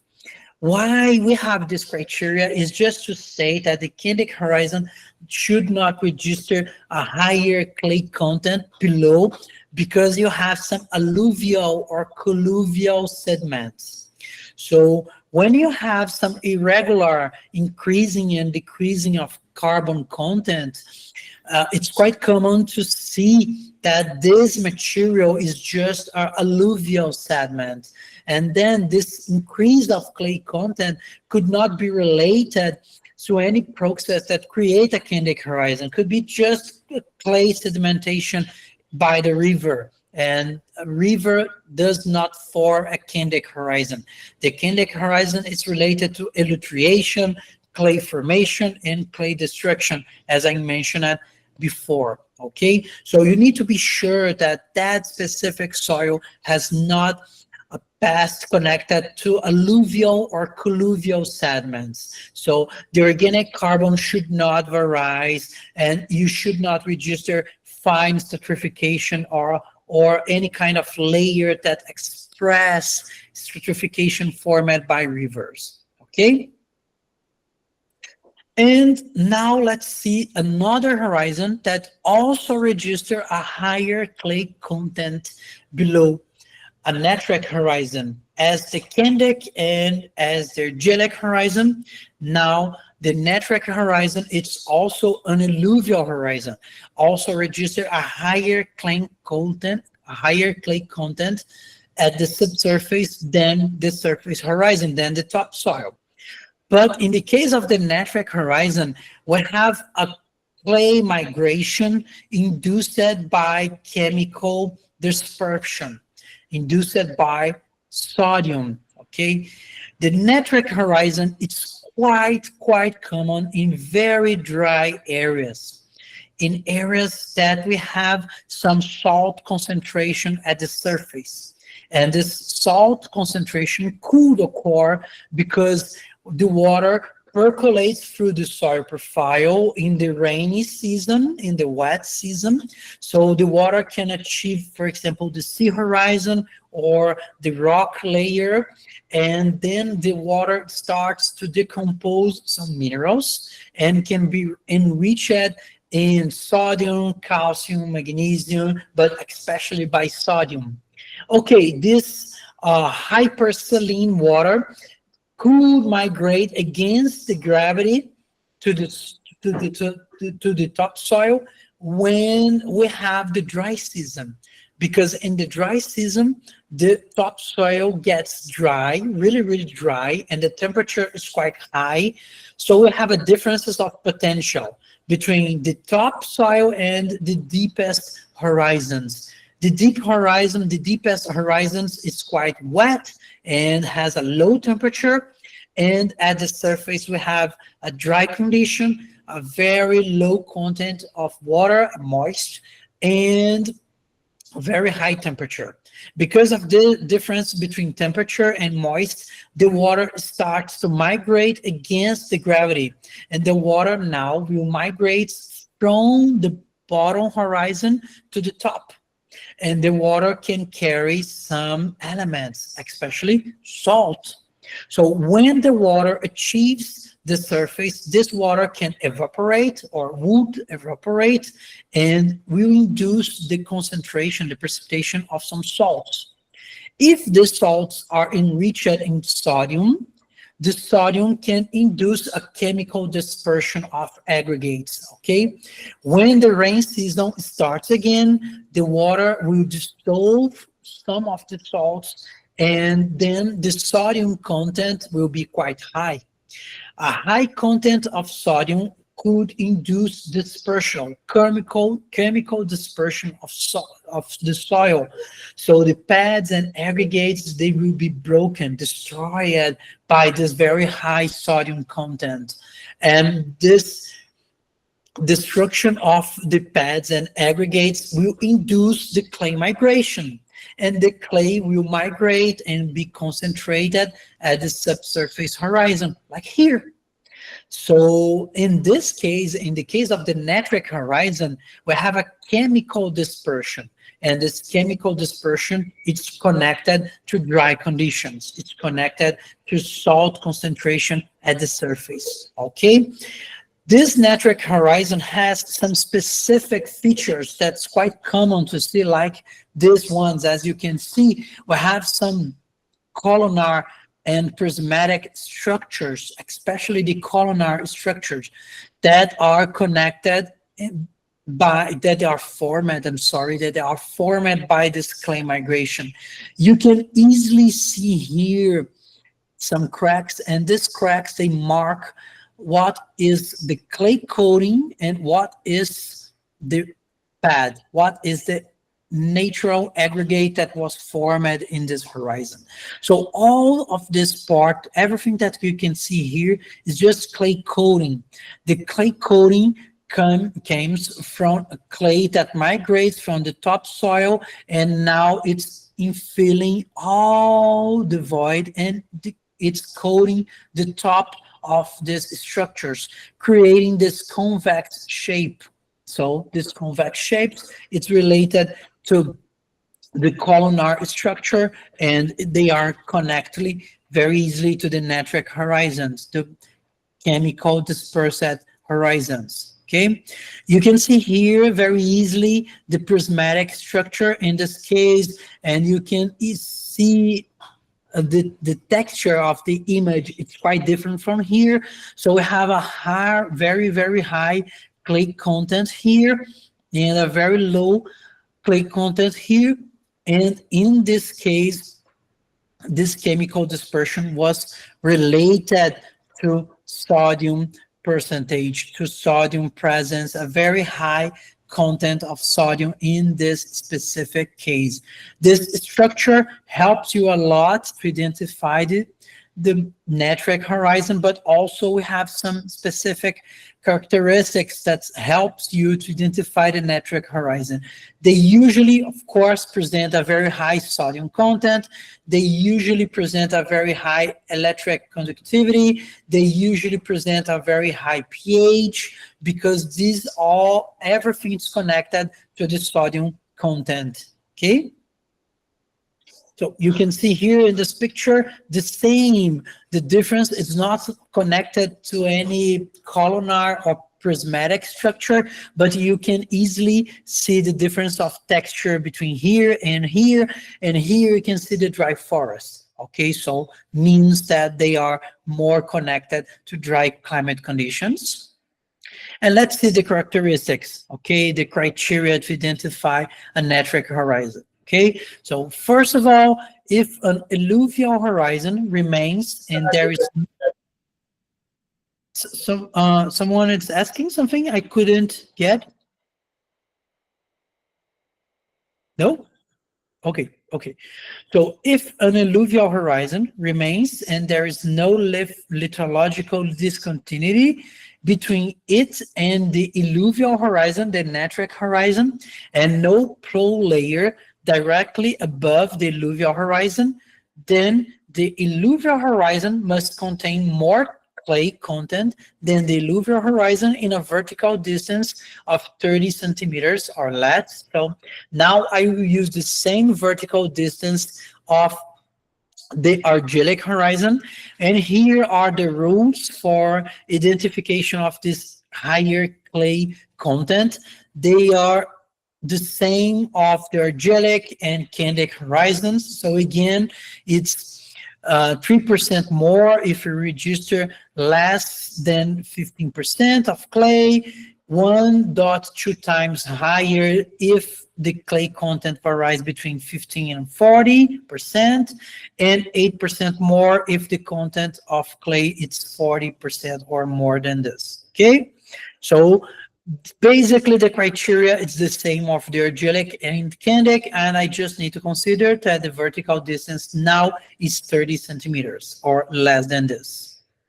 And the other criteria is that if the horizon meets the particle size class criteria, has a texture of a coarse loamy, fine loamy, coarse silty, fine silty, fine or very fine, or is loamy or clay, including skeletal comparts, it must be at least 7.5 centimeters of thickness, or at least 1/10 as thick as the sum of the thickness of all her overlying horizons, whichever is greater.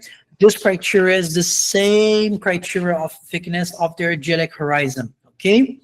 Or if the horizon meets the sandy or sandy skeletal particle size criteria, it must be at least 15 centimeters of thickness.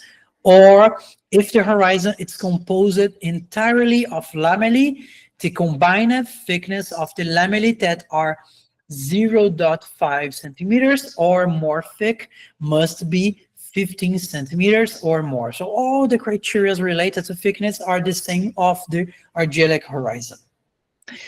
And we need to register some clay alluviation features, clay alluviation evidence as the same of the argillic. So some clay films, orientated clay bridges, some clay skins, something clay infilling the voids. The same for the expansion and contraction of the soil, because now we are considering that we have more high activity clays. And now something that's more related to the network horizon, and it's not the same of the argillic or candic, columnar or prismatic structure in some part of the horizon, generally in the upper part, which may part to blocky structure, or both blocky structure and alluvial materials, which contain uncoated silt or sand grains and extend more than 2.5 centimeters into the horizon. And one, or the letter A or the letter B, and I need to consider an exchangeable sodium percentage that's 15% or more than this, or a sodium adsorption ratio that's 13 or more than this in one or more horizons in the first 40 centimeters of this B horizon. Okay, so I should register a high content of sodium. Okay, or more exchangeable magnesium plus sodium than calcium plus exchangeable acidity. That's aluminum, basically. In one or more horizons in the first 40 centimeters of this horizon, and the exchangeable sodium percentage is 15 or more in one or more horizons in the first 200 centimeters in the mineral soil surface. So I should register a high content of sodium, guys. A high content of sodium only by that, or sodium plus magnesium. Okay? Uh, it's someone is asking something I cannot not get. So I will mute you just okay. Sorry. So here you can see some examples of soils with this natric horizon. Okay, we can see here the A horizon, the E horizon, and the BTN, the BCN, and you should remember that this letter T means that we have some clay films, some higher clay content, and the N layer means sodium concentration, okay? And then I have the BCN, and again, the AP and the letter P means human action. So I have a horizon with some human action. The BTNZ1, BTNZ2. So BT, a B with some clay concentration, and sodium, Z, salt. So in this specific case, I register in the B horizon a higher clay content, a high content of sodium, and some salts, okay? And I can see here, for example, the sodium content, it's quite high, 2.9, 1.7, 0.2, 0.1, but it's quite high in the BTN and BCN. And here I can see even higher than this, 4.9, 6.6. When I calculate the exchangeable sodium percentage in the second example, I can find 30 and 27. The minimum it's 15%. So here I can easily fit the criteria to identify a natric horizon, and here only in the BCN I can find a natric horizon because the percentage of sodium is quite high. So you can see that both soils they registered natric horizons, but in the case here I can see at 15 centimeters, and here I only can find at 48 centimeters, but both register natric horizons with a very high sodium percentage, exchangeable sodium percentage, a very high content of clay, some clay films, clay skin, something that shows the clay migration, but a clay migration that was induced by a chemical dispersion. And this chemical dispersion was performed by the sodium percentage, by the high sodium percentage. Okay? So, okay, guys, it's quite late now. Let's finish for now before we go further. On the next week, we will see the Glossec horizon. That's also a clay-rich alluvial horizon. But let's talk about this on the next class, okay? Guys, I will share the recording of this class. So if you have any doubt, you can watch it again, or of course, you just can contact me. Just email me and I will be very happy to help you. Okay, I also will share some chapters of books and some articles that treats about candic and agitic horizons. And as I said, I will also share an exercise and ask you to calculate, to do the math, trying to find if these horizons fit the agitic or candic or natric horizons. Okay. Before finish, I think that someone raised that hand. Yes, please. And then open Yes, your mic. sir. From the document you shared last time, I can see there is some document containing Excel something. I don't know how am I going to use it. Okay. So let's see. I create a Google Doc Drive. Let's see here. I will find it. Just a second. It's here. So I shared everything with you. So for example, the links for the recordings are here. You just need to copy, paste, and you can find the records. Okay. I'm always updating here. The books and the articles are here. I will create some folders related to this. And the slides, I think that, yes, I forgot to add the last classes. So the third and the fourth classes I will add here, but the two first are here. You can just click on that. If you cannot find this drive, or if you don't have access for it, you just let me know, okay? But I share with everyone that has the link that I shared by mail, okay? Oh, okay, JJ, I didn't got the third class video. It's not found. Which one? Class 3. Okay. I will check. Yeah, Okay. no, not available. Okay, I will check what happened. I will. Okay, Which one? Which class are you talking about? class 3. Huh? Class 3. Yeah, I will check again. About the class link. No, he is talking about the class captain. That Which one did the class link on the Google Calendar? Here? I think all the lecture listings are there, except I don't understand which one you're talking about anyway. Is it the video or Are you seeing this link? oh, it's there, it's okay. The Google link. It's basically the same. And I invited everyone here. Let me just show you here. I invited everyone. Okay, but you need to just to say yes. For example, just one person say yes to the invitation. So I think that maybe the link only works for him. So when I invited you, you just need to say yes. Okay, and you can use this link very easily.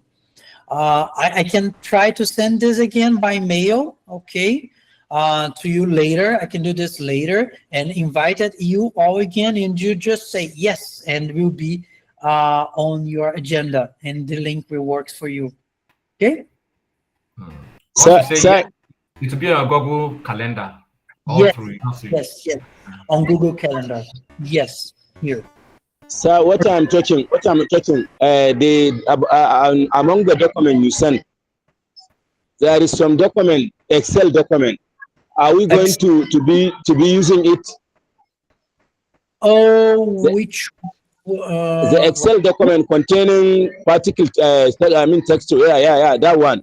So are we going to be editing it or using it for something or whatever? What are we going to do with it? Yeah. You use this to identify the clay texture of a horizon. Just that. For example, if you want to know if one specific horizon has a clay texture, for example, you just need to add here the content of sand, clay, and silt. So consider that, for example, here, we have here these examples, okay? So we have an A horizon with 17% of clay and a B horizon with 50% of clay. You can just add the results here. So the first of all, it's 17% of clay.